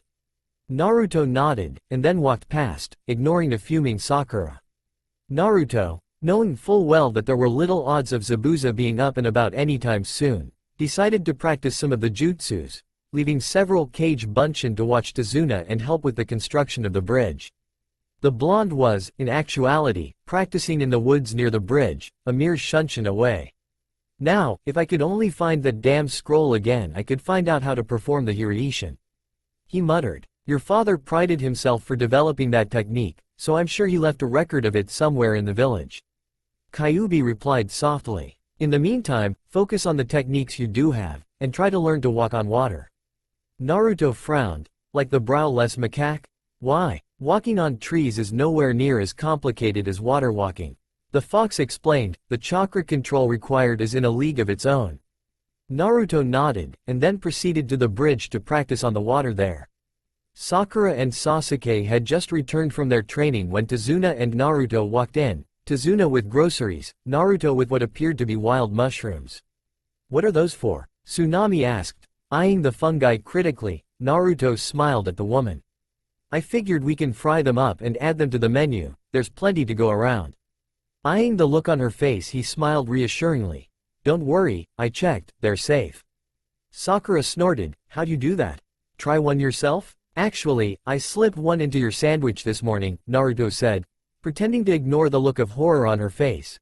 Since you're obviously still alive, I figure they're safe to eat. Sakura seemed to swell with rage and opened her mouth to scream when a mushroom flew in, almost choking her as she swallowed it out of reflex. See? You actually seem to like them. He handed the bunch to Tsunami, and there's like a whole field of them out there, so he could do worse for food. Sasuke, smirking at the antics of his teammates, turned to the blonde, so, how were things at the bridge? Not bad, but it's a good thing I was there. Tazuna's men seem to be dropping like flies, just packing in out of fear. He shook his head, pulling out his book. If I hadn't created those Kage Bunshins, we'd have had to come back earlier. Sasuke nodded, and then went to check on Kakashi, whilst Sakura was trying not to choke on her own vomit. Naruto lay down in the forest, mentally exhausted and trying to relax. He'd been up before dawn practicing his techniques, and now was resting in the shade of the forest. He stiffened as he sensed someone coming towards him, a female by the sound of her footsteps. Can I help you, miss? He asked, sitting up and cracking an eye open, before being struck dumb. Now Naruto would be the first to admit that in Konoha he hadn't bothered to look at girls, Sasuke's groupies having set his opinion of the species at an incredibly low level since he'd started at the academy. But Naruto was male, and there are several things a man cannot ignore, except possibly Sasuke, who had girls throwing themselves at him on a daily basis, and compared to the vision in front of Naruto now, the hordes of Konoha groupies the Uchiha dealt with were as plain as cotton. Actually, I was wondering if you could help me find some herbs. The girl replied, smiling, they're pretty effective but hard to find in these woods. Naruto nodded, mentally forcing himself to maintain eye contact, as Iruka had taught him, despite the oh-so-tempting view the girl's yukata provided. Might as well, I'm not doing anything. Naruto came home that evening, covered in leaves and feeling hungry, rubbing his cheek. He hadn't been expecting the girl to kiss his cheek. It was just a thank you, there's no need to be upset. Kyuubi said, seeming amused at his plight, surely you didn't believe all girls to be like Sakura? Actually, from my limited experience of them, yes. As Kyuubi sighed, shaking his head behind the bars of the cage, Naruto walked through the door to be greeted by a cry of, you're late. Naruto sighed, rubbing his ear, why'd I put up with her? I took a nap after training, guess I pushed too hard. The blonde muttered, walking up to the table. He pulled a chair from the table, looking over at Tazuna. I trust the clones I sent were helpful? The old man nodded, indeed, I hope I'm not asking too much of you. Naruto waved him off and looked over at Tsunami, who was bringing in dinner. Inari glared daggers at the blonde, who didn't seem to notice until the child finally snapped. Why do you wear yourself out trying? No matter how hard you train, you'll never be a match for Gato's thugs. Tears were streaming down his face. You act cool and talk tough, but Gato's guys are serious. They'll destroy you. Everyone stared at the boy, shocked at the outburst, everyone but Naruto, who looked almost bored. Your point? He asked, frowning slightly in irritation. Just watching you ticks me off. Inari yelled. You run your mouth off when you don't know a thing. This isn't your town, he sobbed. You're always clowning around. You've no idea what suffering or loneliness are, or what my life's been like. Naruto twitched, and suddenly Kakashi, who was sitting next to him, felt the air around him fill with barely restrained anger. Oh, fuck. The Junin thought, the kid should not have said that. So, Naruto said, not lifting his head, bangs covering his eyes. You figure it's noble to star in a melodrama, treating everyone around you like guests at your pity party? He lifted his head and the pure rage his eyes held nailed poor Inari, and even his teammates, to their chairs. I suppose that to you it takes a really big man to sit around and cry, you big baby. With that Naruto stood up, sending one last glare at the boy over his shoulder. People like you make me sick. He muttered, marching out the door. Sasuke stared after him, shivering from feeling the suppressed killing intent Naruto had given off. I've never seen him that pissed off before. The Uchiha thought. Inari stared out to sea, still shaken up from his yelling match with Naruto. May I join you? Kakashi asked, looking down at him. When the boy didn't reply, the Junin sat. It must have been hard, growing up without your father. Kakashi muttered. I can relate, he thought, smiling sadly. But you were wrong about Naruto, he does know the feeling, even more so, he spent the first few years of his life without any parents. Inari jumped, looking up in wonder. Kakashi sighed, he never even had a single friend, not one person to share his dreams with. When I first met him, he was living in a cheap apartment, alone. With barely any food or comforts, he would have been your age at the time. Inari looked horrified at the thought, but Kakashi continued, it was only after he found this out that the Hokage assigned him to a caretaker, but some wounds run deep, and no amount of care can heal a wound that's existed since birth. Naruto will carry those scars, till he dies. Kakashi smiled, so that's why he blew up at you. He can't stand to see you pitying yourself. Inari stared at him and he chuckled, you've gotten under his skin, he won't rest until he's set you right. Naruto cursed as he pulled his clothes on. Why didn't you wake me? He yelled mentally. Your mental energies needed time to recover, I wasn't about to interfere with your body more than I have to. Naruto snarled and pulled his coat on, stiffening at the sound of the door breaking. The two samurai glared at Tsunami and Inari. We only need one hostage, so come with us or we carve the kid up. Tsunami hugged Inari tighter, trying to protect him, when the scarred one stepped forward, only to stiffen, before falling over, several shuriken lodged in his spine. It would appear you have a pest problem, Tsunami. Naruto stated, stepping over the corpse of the other thug. He pulled his shuriken out, wiping them down to prevent rust. Guess it was fortunate I overslept. Tsunami, too shocked to speak, stared at the corpses, before Naruto sighed. There's an old saying, a warrior that wields a weapon, should expect to die by one. Naruto rolled the corpses out the door, and into the water, and they were going to use you as a hostage, this way they don't get the chance to repeat the act later. He looked at her, board yourself in and try to find a weapon, barricade the door if you feel the need, but don't let anyone in until we get back. He looked down at Inari, who was scared stiff, sighed, then pulled out a kunai. Yo, Inari? When the boy looked at him, Naruto kneeled down until they were almost eye to eye. Taking the boy's hand, he placed the kunai in it. Until your grandfather gets back, you're the man of the house, it's your responsibility to protect your mother. He said, slowly gripping the boy's hand. Inari's eyes widened as Naruto placed his free hand on his shoulder, and men don't cry when there's work to be done. The only time it's right to cry. He smiled at the boy, is when you're happy. Inari stared as the blonde ninja made a one-handed seal and promptly teleported away in a swirl of leaves. He stared at the kunai in his hand and his face set in resolve. Tsunami stared as her son stood, straight-backed, as when Kaiza had been alive, and silently thanked the ninja. Sasuke tried to catch his breath. The masked nin's ice mirrors were slowly chipping away at him. At this rate, he'd be hacked to pieces, even with the Sharingan to help. Kakashi and Zabuza were watching each other for the slightest movement. A pair of circling wolves, whilst Tazuna and Sakura could only watch in dread. Sakura was about to interfere when there was a roar, and a pillar of water shot up beside the bridge, instantly destroying the thick mist. Kakashi and Zabuza stared in shock as a dragon formed out of the water and slammed into half of the mirrors, almost nailing Haku, who slid along the ground. That was my Suiryuden technique. Zabuza thought, but I've been watching Kakashi like a hawk. He hasn't moved an inch. Where the hell did that come from? Kakashi thought. Have the real hunter nins from Kirigakure finally caught up with Zabuza? Suddenly, something flickered into existence near Sasuke, something with yellow hair and blue eyes.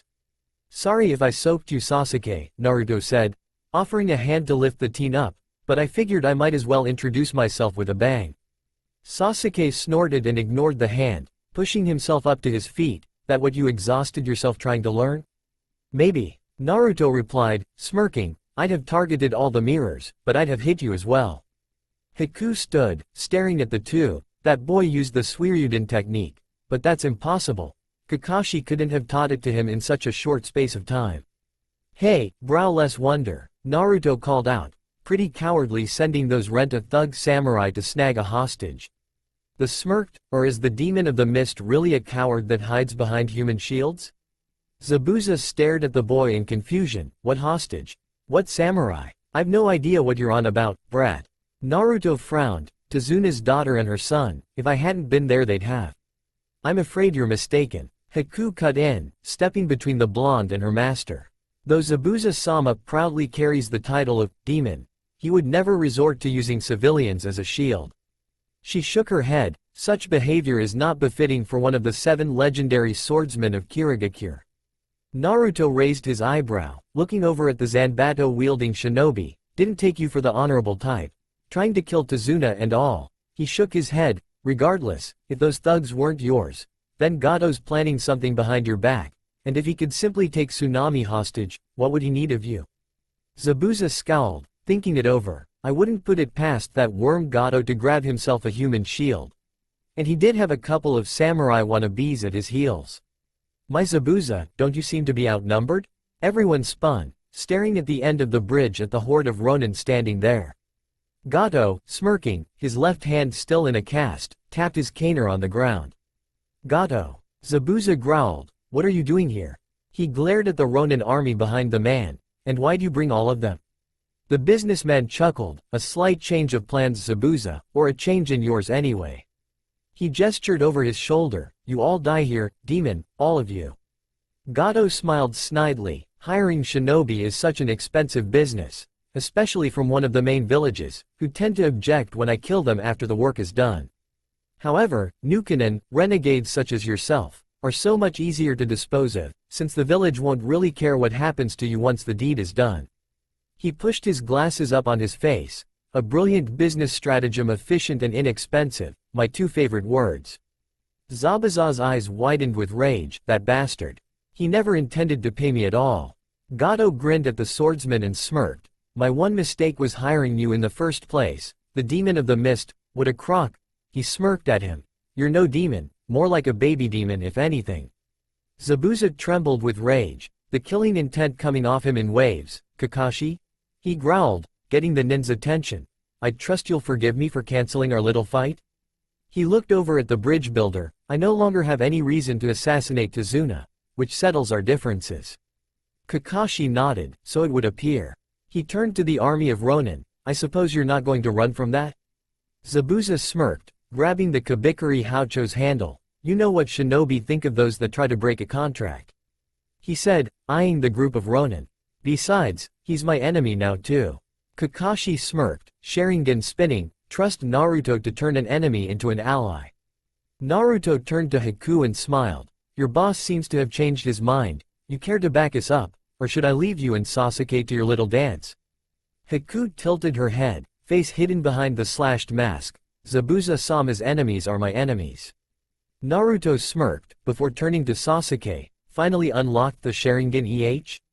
He nodded towards the Ronin. How do you like your Ronin? Char-broiled or grilled? He asked. Sasuke smirked, and the two began making seals simultaneously. Snake, ram, monkey, boar, horse, tiger. Kaden. Gukaku no Jutsu. Twin fireballs shot forwards, incinerating the front lines of Ronin, leaving nothing but charred husks. Kakashi chuckled, doesn't seem right for our boys to have all the fun. The copy nin said. Zabuza smirked, and the two began also started the seals. Ox, monkey, hare, rat, boar, bird, ox, horse, bird, rat, tiger, dog, tiger, snake, ox, ram, snake, boar, ram, rat, ninth, monkey, bird, dragon, bird, ox, horse, ram, tiger, snake, rat, monkey, hare, boar, dragon, ram, rat, ox, monkey, bird, rat, ram, bird. Sweden. Sweden, the two nins cried out, summoning two water dragons that launched themselves at the already shaken army of Ronin. Sakura and Tazuna stared at this interesting wrinkle. 1 minute Zabuza was threatening them, he and Kakashi at each other's throats. The next he was fighting side by side with Kakashi, against his former employer no less. This was rather unexpected. Sakura jumped as the masked nin stepped out of the ice mirror that had formed behind them. I trust you could use some assistance guarding Tazuna? Noticing the pair's nervousness, the nin bowed. If Zabuza no longer has a quarrel with you, Tazuna-san, then neither do I. The two relaxed, somewhat, though Sakura did keep herself between Tazuna and the boy, just in case. Gato hid at the very rear of the mob, gnashing his teeth. Damn it. I never thought Zabuza'd actually tag team with those guys. He looked towards the boat. At this rate, the only thing I can do is run. Kakashi saw that the billionaire was about to make a dash for the boat and grunted, cutting his thumb with a kunai. Spreading his blood on a scroll, the silver-haired Junin began to make seals. Naruto, his Kyugen hidden by the genjutsu, noticed this and frowned. What's with the scroll? A summoning contract. He's going to use his summoning in a jutsu. The fox shifted in interest. I wonder which contract he has. Kakashi frowned. Tiger, snake, dragon, dog. He slammed his hands into the ground. Doden. Suiga no jutsu. Gato was about to move when suddenly the ground beneath him erupted and 8 dogs latched themselves onto him, effectively holding him and, from the size of the bulldog, crippling his shoulder. But this was nowhere near as painful as the pug that had latched onto his crotch. He screamed. Arrrrrggggghhhh. Kakashi's sweat dropped. I hope Pakun didn't intend to do that, the Junin thought, as Zabuza winced. The copy nin readied himself for another jutsu. Ox, hare, monkey. He grabbed his right hand, and held it towards the ground as the chakra and electricity began to pour off it. Reikuri. Sasuke spun round, staring in shock at the sheer amount of power that the jutsu was giving off, cursing at having missed its seals, whilst Naruto grinned. That's another technique I've mastered, seems Kakashi is good for something. Sakura and Haku were staring in horror at the Junin's hand. The chakra is actually visible. Haku thought, Zabuza-sama wished to fight this man? Kakashi-sensei did that? Sakura wondered, I've never heard of that technique. Zabuza in the meantime was smirking, the legendary, lightning edge, your sole original technique. He chuckled, I'm honored to see it. Kakashi smirked, hope you don't mind if I use it to end this. He charged forwards, the Reikuri tearing through the air, the chorus of 1,000 birds in its wake, followed by the demon of the mist. The army of Ronin moved to block the Junin, only to be torn asunder as Zabuza's Kabikari Hucho slammed into them, having been hurled by the nin, effectively clearing a path for Kakashi. As they attempted to close in on the two, Sasuke's fireball deep-fried another, and several kunai-wielding cage bunshin mobbed any that avoided it. Gato didn't have time to scream before the Reikuri ripped through his chest like a lightning bolt, the dogs vanishing upon impact. You lose. Zabuza hissed into the man's ear from behind, as Kakashi pulled his hand out of the man's chest. When you get to hell, the swordsman muttered, raising his zanbato high, give my regards to the real demons. Gato's head sailed off his shoulders and landed in front of his surviving men, whilst the body fell into the ocean. Zabuza and Kakashi glared at the Ronin, eyes narrowed. Anyone else? The Ronin survivors got the message, and practically threw themselves off the bridge in order to escape the shinobi they'd come to kill. The next day, every man, woman and child showed in Wave Country showed up to help finish the bridge, each doing what they could, whether it involved actually labor, or cooking meals for the workers. The children played under the careful eye of Haku and Sakura, the two almost instantly bonding after Sakura discovered the masked nin was actually a girl. Sasuke, Kakashi, Naruto and even Zabuza were helping with the construction of the bridge. The sight of the ninjas actually working alongside them gave many people the idea that perhaps the Wave Country should start up its own academy. Naruto looked over at Zabuza. The two were taking a break, grabbing a drink and watching the work. "So what'll you do now?" he asked. "Go into hiding again?" Zabuza frowned, his face wrappings removed due to the work. "No clue, not much point in staying here now, and the hunter nins will certainly come looking for Haku and I." Naruto nodded, drinking from a canteen. "You could come with us," he stated, smirking at the Junin's expression of shock. Konoha isn't as harsh on its shinobi as Kirigakure, and they could always welcome another addition to the rank of Junin. He smiled. Besides, Haku could really expand her medical skills there. Konoha's medical corps are the best around, and those with kekkei Genkai, blood limits, are openly praised, rather than scorned. The demon of the mist closed his eyes in thought. It does sound more appealing than continuing to run from Hunter Nen. "What the hell, sure. Thanks to you our bridge has finally been completed, but it's going to be awfully dull around here once you leave." Kakashi nodded. "Thank you for your hospitality," he said, smiling. Zabuza merely nodded, whilst Haku, face still uncovered, bowed. "Please forgive our actions, it was nothing personal." Tazuna shivered but smiled nervously at the two. "Hey, as one professional to another, how can I chide you for following a contract?" Haku bowed again and Naruto walked over to Inari. "Hey kid, remember, you have to be a big man for your mother now, got it?" When the boy nodded he patted him on the head. "So no more crying, Kei?" Inari nodded again, then to the surprise of Naruto, latched onto the blonde genin. "Come back soon Naruto-Nisan," he cried, hiding his head in the blonde's coat. Naruto stiffened, and then hugged the boy. "Count on it, and hold on to that kunai for me."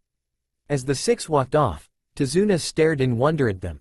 That boy strengthened little Inari's heart, united the people of the wave for the first time since Kaisa's death, and even turned the demon of the mist into an ally.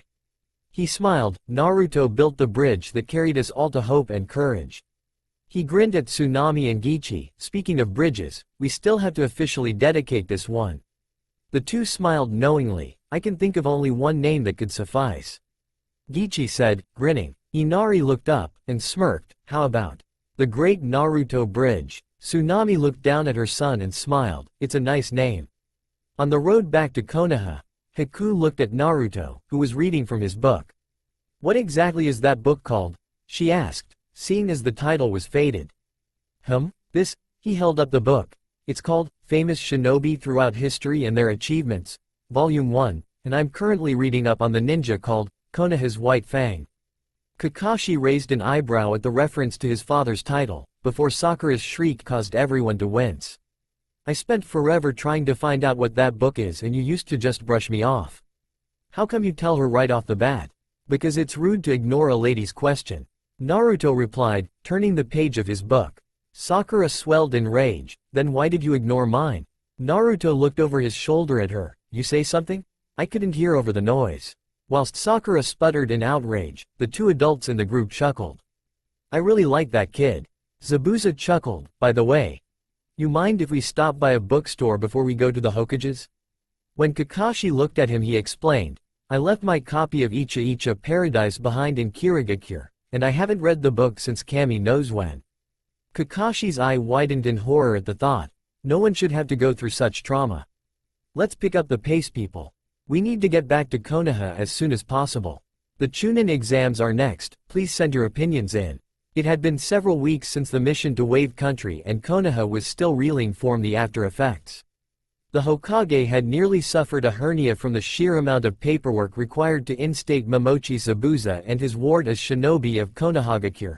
However, he insisted that Haku be listed as a genin, to give her time to settle in.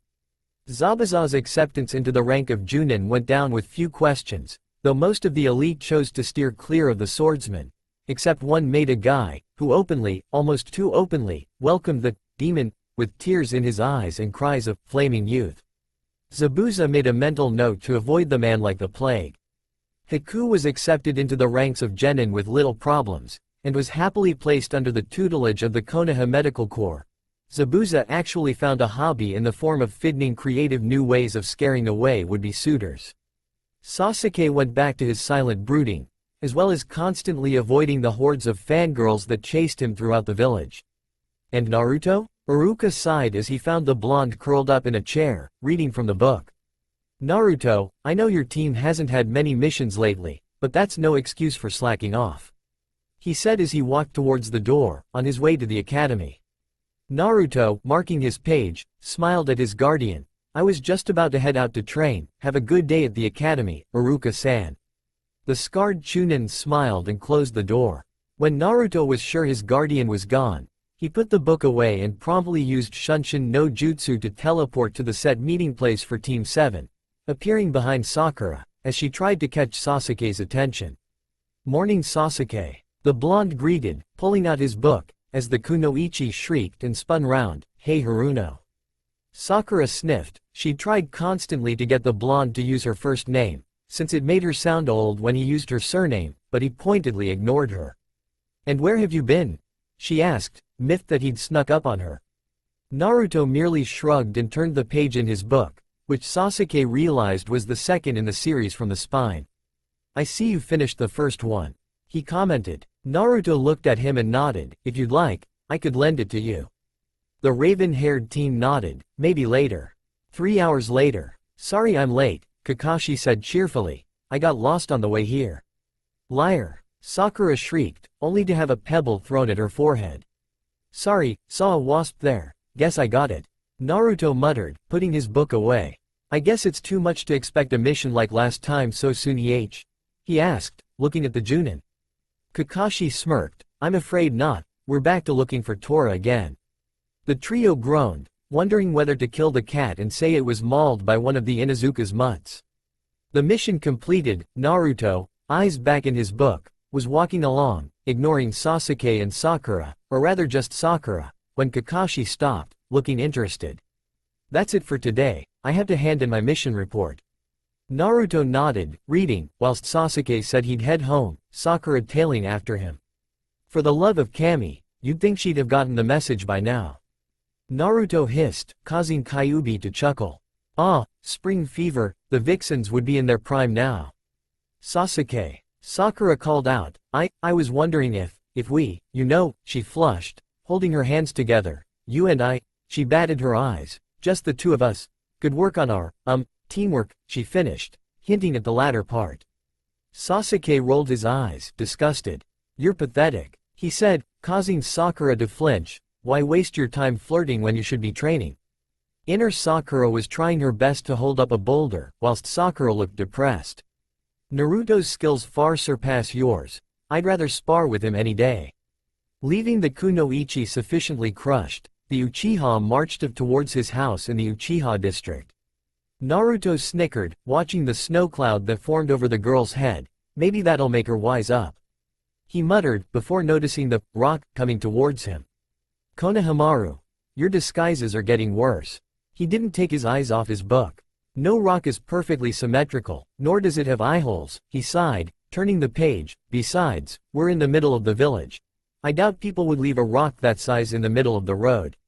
The Konohamaru Corps climbed out from under the rock, and Konohamaru, strutting like a general, promptly demanded that Naruto played ninja with them. Naruto sighed. Playing ninja basically meant that the Hokage's grandson wanted to learn something, but was too impatient to go to Ebisu, or actually study, so he'd taught him how to pull off Oroik no Jutsu, the first original technique he'd developed. He snickered. The Hokage's grandson had told him that the old man had added the jutsu to the list of kinjutsu, no doubt out of embarrassment. Fine, what do you want to see? Kage Bunshin. Moegi called out. Teach us Kage Bunshin.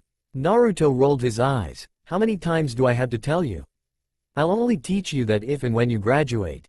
He smiled. Besides, that's a Junin level technique. The chakra requirements might kill you. The girl shivered, looking upset. So Naruto smiled. Shall I teach you one of Kakashi-sensei's techniques? He said, and smiling at the look on their faces. It doesn't cost any chakra to use either. I saw him use it on some Junin with freaky eyebrows. Across town, Maida Guy sneezed, before launching into a tirade concerning the flames of youth warding away colds. Sakura, looking at the blonde genin, a technique that costs no chakra and took down a Junin, she snorted, yeah right. Naruto looked over at her. You mind? The light reflecting off your forehead is distracting me. Sakura charged forwards, intending to flatten the teen, only for him to vanish. Where? She began when a noise interrupted her. Konohagakure's secret, most sacred technique, Senin Garashi.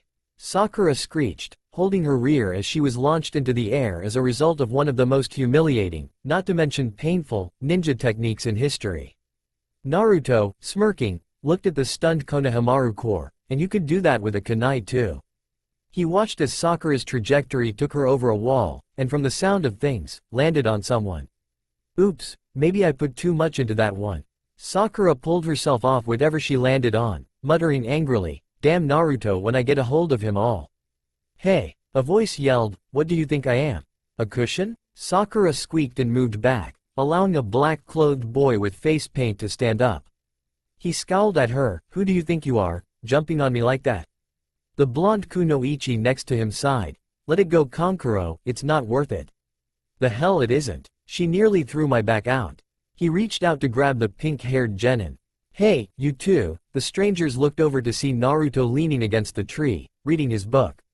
You see something pink land around here, around yay tall, he gestured with his hand, presumably female and with a forehead to rival those on the monument? Sakura seethed at the blonde, whilst the strange kunoichi chuckled. You mean her? She said, gesturing with her thumb. Naruto looked up. Ah, there you are. He nodded towards the two. Sorry if her landing disturbed you too. Merely giving a demonstration to my friends there. He nodded in the direction of the Konohamaru core. Kankuro seethed, you threw her on me? I'll kill you both, he screamed, charging forwards until a pebble hit him in the forehead. Naruto chuckled. Sasuke, I thought you'd gone home to train? He asked, not looking up from his book. The Uchiha smirked. Thought I'd ask you to spar, so I came back. He looked at the two nins. Tell me, he asked, what are you guys doing in our village? Kankuro growled, rubbing his head. They're popping out of the woodwork. Come on down, little squirrel, he called out, reaching for the bundle on his back. Naruto looked up, wondering what the bundle was, before sighing, if you're going to attack, answer one thing. The pair looked at him, as he pointed up at the tree. Is the ghoul behind Sasuke with you? I am, unfortunately. Sasuke spun and spied the red-haired boy almost immediately, the gourd on his back and AI tattoo standing out. His stealth skills rival Kakashi's, he thought in wonder. Kankuro, it's annoying that you'd blow your top due to a quarrel with children. Have you forgotten why we're here? Kankuro shook, afraid. It's her fault. He yelled, pointing at Sakura. That pink-haired one slammed me. Shut up, Gaara muttered, or I'll kill you. Whilst the two strangers shook, Gaara eyed the two-leaf shinobi he'd noticed. This one stopped Kankuro with a stone, and the other detected me. That took skill. He used Shunshin to appear between his comrades. We may be a little early, but we didn't come here to play around. Ignoring Kankuro's stuttered assurance that it wouldn't happen again, he turned on his heel. Let's go. Hold up, Naruto stated, from the looks of your Hite 8 headbands, you three are from Sanagakure, the village hidden in the sand, correct? Gaara looked at him. Yes? Sakura looked up, but under the treaty between all shinobi nations, you can't cross our border without authorization. The blonde kunoichi snorted, holding up a travel pass. We're here for the Chunin exams, you know, the exams that genin take to advance to Chunin? It's being held in your village this year. The trio's eyes widened, before Sasuke used Shunshin to appear in front of the kids. You there, what's your name? Tamari flushed. Who? Me. No, the ghoul behind you. The ghoul's teammates flinched at the title, whilst Gaara looked at the Uchiha. Sabaku no Gaara, at your service. He looked at the blonde and raven shinobi in front of him, and you too? Sasuke smirked. Uchiha Sasuke. Naruto nodded, putting his book away. Uzumaki Naruto, genin of Konohagakure. Gaara nodded, then turned around. Let's go. He said to the other two, and they used Shunshin to teleport away. Naruto looked at Sasuke. Seems we're in for interesting times. He stated. The Uchiha nodded, frowning. Naruto sighed and shook his head. Now, what were you saying about a spar earlier? The raven-haired boy blinked, before grinning. Field 7? See you there. Naruto replied, using Shunshin to teleport there, followed by Sasuke. Sakura wondered why she was left babysitting, when she discovered she was alone. the Konohamaru Corps having dashed to get to Field 7, their leader not wanting to watch his Oyabun fight. This is a joke, right? Naruto asked Kakashi, staring at the applications forms in the Junin's hand. You actually recommended us for the Chunin exams? The Junin nodded. If any of you don't wish to compete, the exam is voluntary. The choice to enter is yours. He turned around. If you wish to apply, report to room 301 at the school by 4 o'clock tomorrow afternoon. That's all. He then used Shunshin to vanish in a swirl of leaves.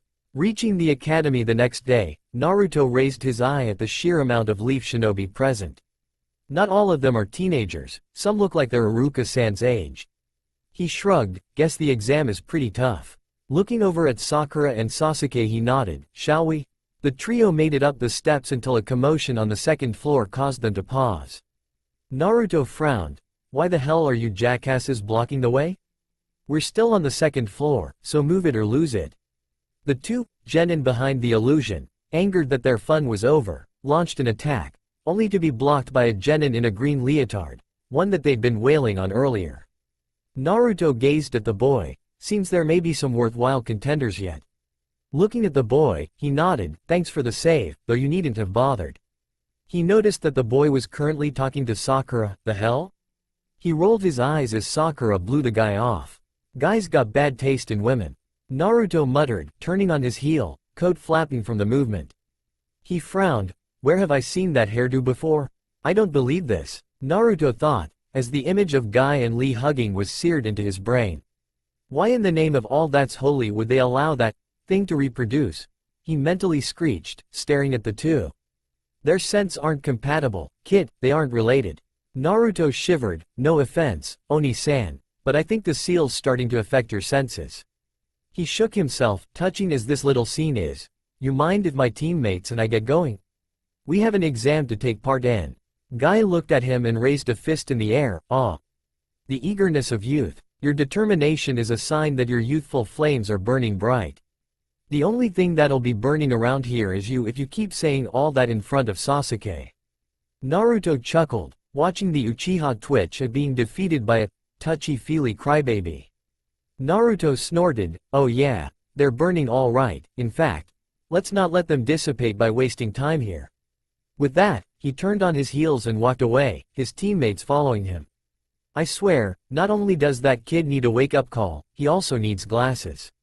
Naruto muttered, I mean, having a crush on forehead here? He sighed, talk about scraping the barrel. Sakura's fist shot out, only to collide with their Junin sensei's gut, as he appeared around the corner. Somehow, Naruto sighed, rolling his eyes behind his book, as the Junin pulled himself up. I doubt he's going to forget that come our next mission. Ignoring the girl's stammering attempts at an apology, the Junin gestured with his hand.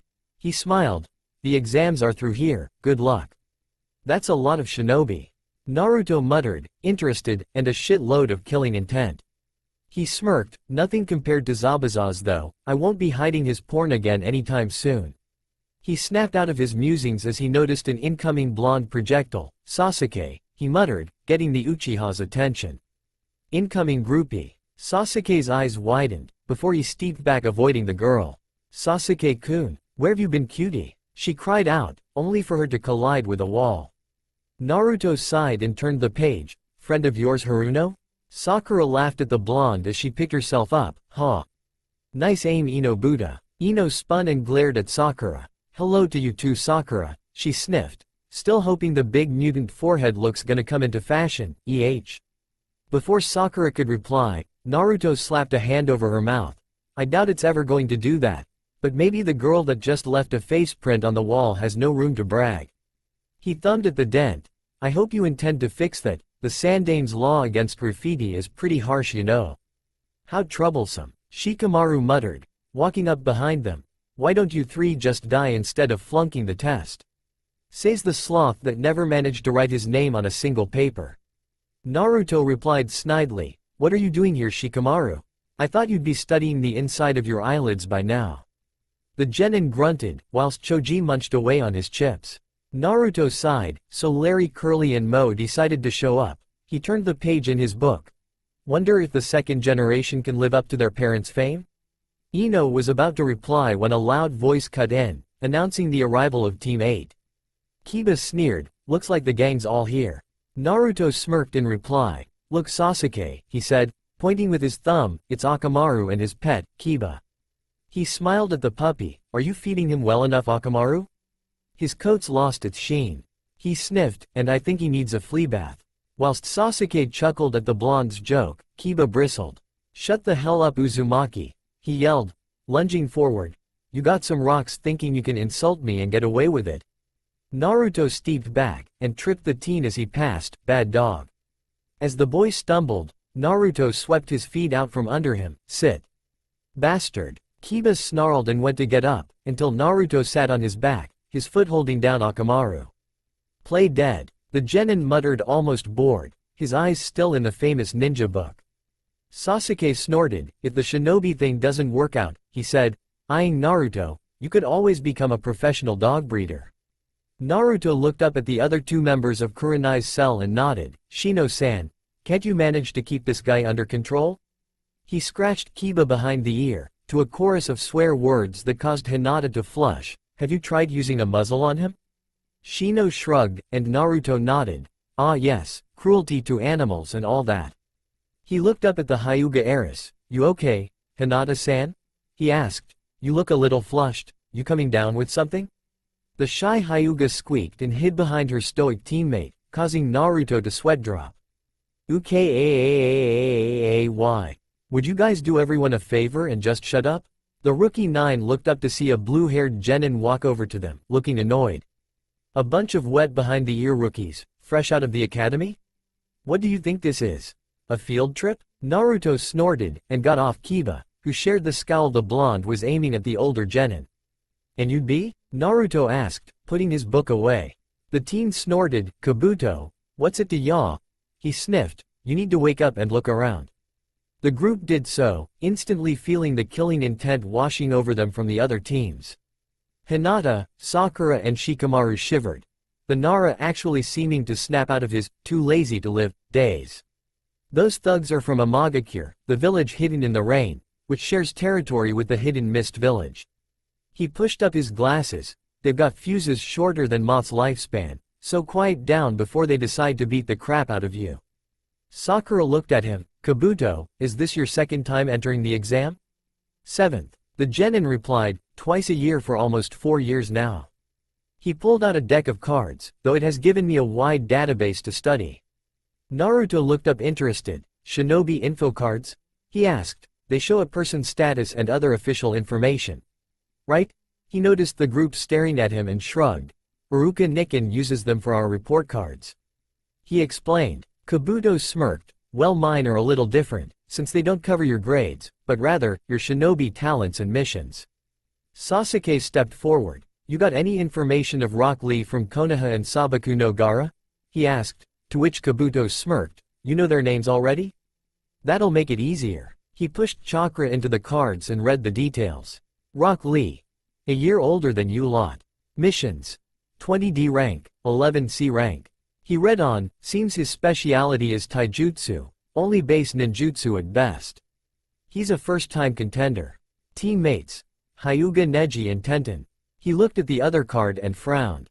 Sabaku no Gara. 8C ranks and a B rank. He whistled, that's impressive, not many genins get B rank assignments. He continued, since he's from Sanagakure, I've got next to no info on him, other than that he returned from every mission unscathed. He looked at the Uchiha, without a scratch. The rookies gulped, including Naruto, even I get battered around a bit on missions. He muttered, especially that mission to Wave Country. Every hidden village has sent its teams here to be tested, even Otogakure, but they're a recently formed nation, and thus not as influential as the others. Naruto sensed a subtle change in the room's killing intent, and snorted, and the idiot tells us to watch our mouths? He shook his head. It doesn't matter anyway. The others looked at him and he grinned, confidently, Genin, Chunin, Junin. I'll beat anyone that stands in my way. As expected, the killing intent in the room swung towards the blonde Genin, causing his fellow rookies to question his sanity. That is, until he led of a wave of killing intent so severe even Gaara's eyes widened in shock. Take that bitches, never fuck around with someone on their home turf. The sheer amount of killing intent actually stopped the Atonin team in their tracks, stunned. They had been about to bushwhack Kabuto for his slight of their village, but they didn't dare get near whoever was radiating that much killing intent. Fortunately, Morino Ibiki decided to interrupt with a tactful approach. "Shut up, you lousy bastards." Naruto smirked at the reference. "That's us all right, at least you're direct."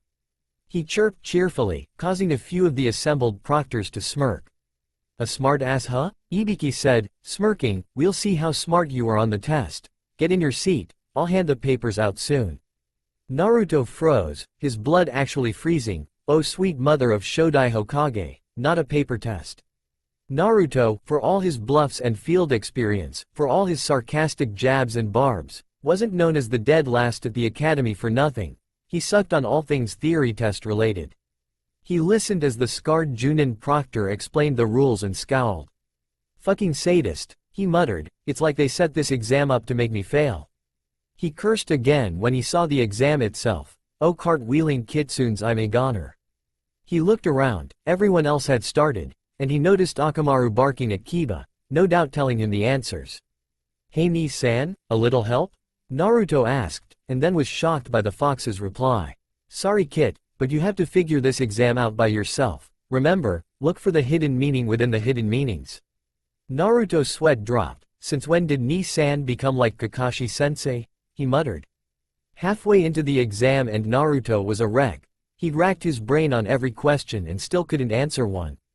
"I swear to God if I meet this guy after the exam I'm gonna send and Garashi him with a friggin' Zanbato," he muttered, glaring at Ibiki. The Junin commander shivered at the level of killing intent he felt directed at him. "What the?" he thought, looking around. "Seems some of the tykes are getting testy," he chuckled at the pun. Naruto gripped his head. Damn it. Almost blew it there. He'd ceased glaring at Ibiki as the Junin sensed his killing intent. "I'd probably be kicked out for threatening a Junin." "Anyo. Naruto-kun." Naruto looked over at the girl next to him. "Hinata? Where the heck?" He shook himself. "How in the name of Nidame did I overlook her?" Kyuubi shrugged. "She is the type most people overlook, the shy quiet types." The fox snickered. "Those types are usually moaners, God I love moaners." Naruto rolled his eyes. "Arrow Kitsune." He turned to the Hyuga. "What is it, Hinata-san?" The shy Hyuga flushed. "Anyo, you can look at my paper, if you want." Naruto stared at the girl. "The fuck? What does she take me for? An idiot?" He frowned. "Why? What's in it for you if you help me?" Hinata flinched and began twiddling her fingers, looking more nervous by the second, causing Naruto to sweat drop. "Oi, why are all girls so weird? I don't want you to have to leave so soon, Naruto-kun." Naruto's eyes widened, then smirked. "Hinata, nice as that sounds." His eyes flicked to Ibiki. "I can't take the risk, I'll wing it on the last question." Hinata looked downtrodden, so Naruto smiled at her. "But it was nice of you to offer, I always lose my nerve on tests." The Hyuga's face went tomato red and she lowered it, hiding her eyes with her bangs. "Now," Naruto muttered, "let's see what this last question is." "What kind of cowards do you take us for?" Naruto roared, the force of his voice actually causing Ibiki's coat tails to flap. "I don't know about the rest of these bastards, but I for one think those who just gave up were nothing but pussies." He snorted, ignoring the looks of astonishment from everyone in the room. Ibiki snorted. "Kid's got more balls than most Junin I've seen, talking to a proctor like that. If you think you can intimidate me with your never allowed to apply aga and shit." Naruto paused for breath. "You're wasting your time. Do your worst scar face, ya don't scare me." Everyone in the room stared at the genin, several wondering if Ibiki was going to go all Junin on his ass, but the proctor merely smirked. "Little man." His smirk widened. "I am impressed, but are you really prepared to be a genin for the rest of your life?" Naruto snorted. "Bring it on, Mr. Proctor." Ibiki snorted, amused. "Screw Junin. This kid's got more rocks than most Anbu." For all those still present, he paused for effect, watching the genin lean forwards. "You've just passed the first exam." "Sadistic bastard," Naruto muttered, his gaze attempting to add to the holes in Ibiki's head as the proctor replaced his Hite 8 headband, leading us on like that. At that minute, the window shattered and a large banner unfurled, revealing a woman. "Don't celebrate just yet," she called out. I am the second examiner for the Chunin exams, Mitarashi Anko. She tilted her head, times a Waston people. Let's go. She raised a hand in the air, follow me. All that followed this introduction was the sound of crickets chirping. You have got to shitting me. Naruto muttered, banging his head against the table. Sweet mothers of all the Hokages, what in the world did I ever do to deserve this? Everyone looked at him as he scowled at the monument. This is for that graffiti job I did, isn't it? He growled, actually appearing to wait for an answer, before giving the monument the finger. And that goes triple for you, Scarface, he said, standing up. Walking past the startled female Junin, he paused at the door. Come on guys. Let's get this freak show over with. The rest of the genin filed past, ignoring the female Junin, much to her ire. Ibiki snorted, Uzumaki Naruto is a very intriguing young man. After leaving the academy, Anko led them all to what appeared to be a fenced-off forest. This is the arena for the second stage of the exam. Training ground 44, she smirked, otherwise known as the Forest of Death. Naruto snorted, reading from his book, Forest of Death, fascinating. Anko glared at the blonde upstart that, in her opinion, ruined her grand entrance, and was possibly off-kilter after his talking to the Hokage monument. And when someone like Anko thinks you're mental, you'd have to be so far beyond sanity it's scary. You're all about to find out firsthand why it's called that. Some of the genin looked nervous, but once again, Naruto threw one of his infinite monkey wrenches into the works. PSSH, after old Scarface's routine, you think we're gonna be afraid of a few trees? Anko grinned and tossed a kunai at him, apparently slicing his cheek, only for the boy to tilt his head away. You mind, I'm trying to read here, I've just gotten to a good bit and… Something licked his cheek. Naruto looked behind him to see Anko, another kunai in hand, licking blood from his freshly cut cheek. You sound pretty confident, for a brat, she murmured, looking over his shoulder. So what are you reading, a fairy tale? The surrounding genin snickered, until Naruto replied, it's called, Famous Shinobi Throughout History and Their Achievements. Volume 2, I'm currently reading up on the legendary Sennin, Orochimaru of the Sannin. Anko froze at the name, before frowning, and what's it got to say? She asked, wondering who would write such a thing.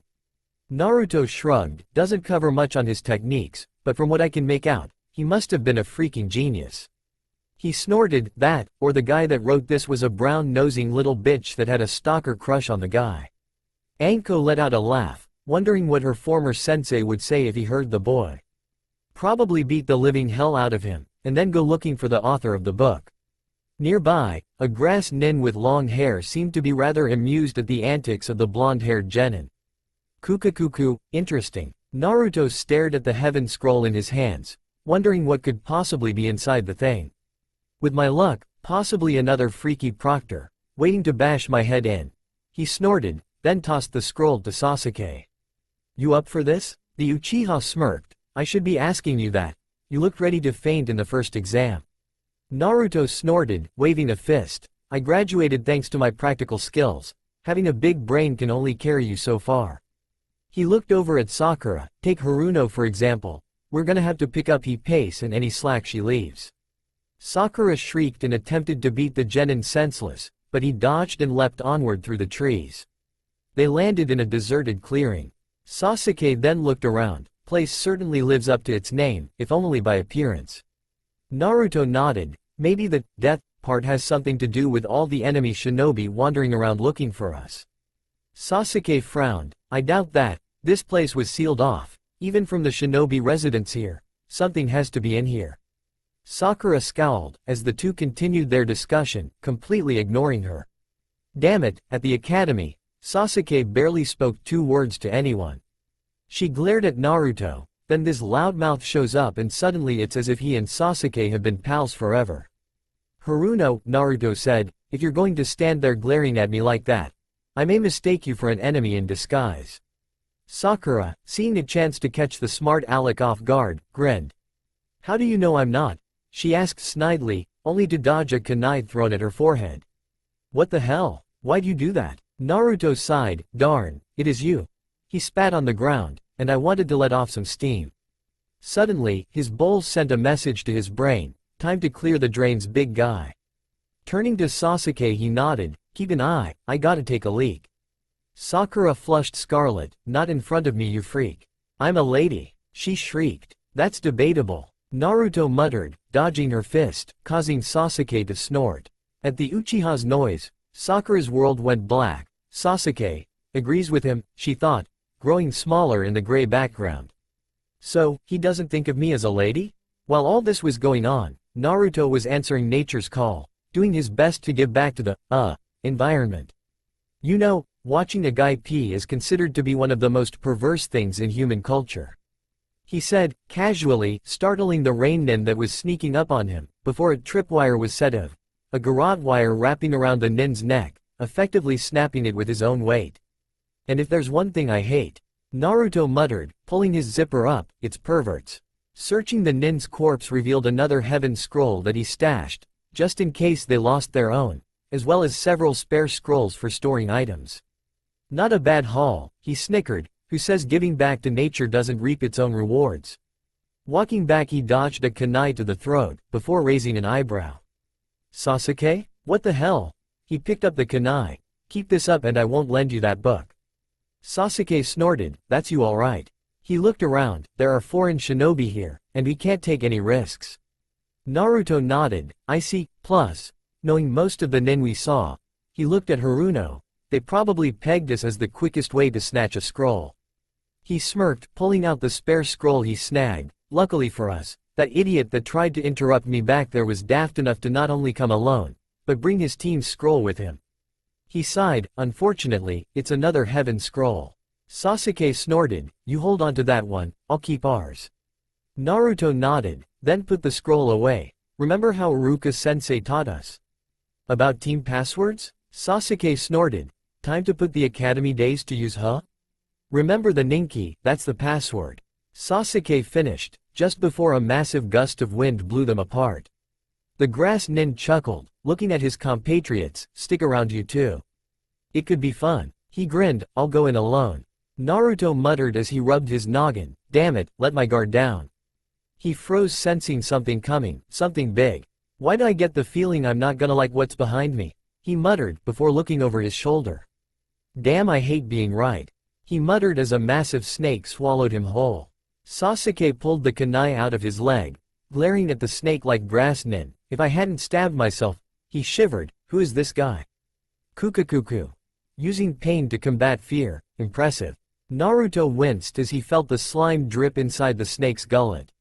Wonderful, I'm here 5 minutes and something tries to eat me, he snorted in disgust. Hope you enjoyed the appetizer. Here's the main course. Kage Bunshin no Jutsu. The snake seemed to swell up. What the foo? Look on its reptilian face, before it burst apart, revealing over 100 disgusted-looking Naruto clones. Eyeing the snake, Naruto grinned, waste not what not.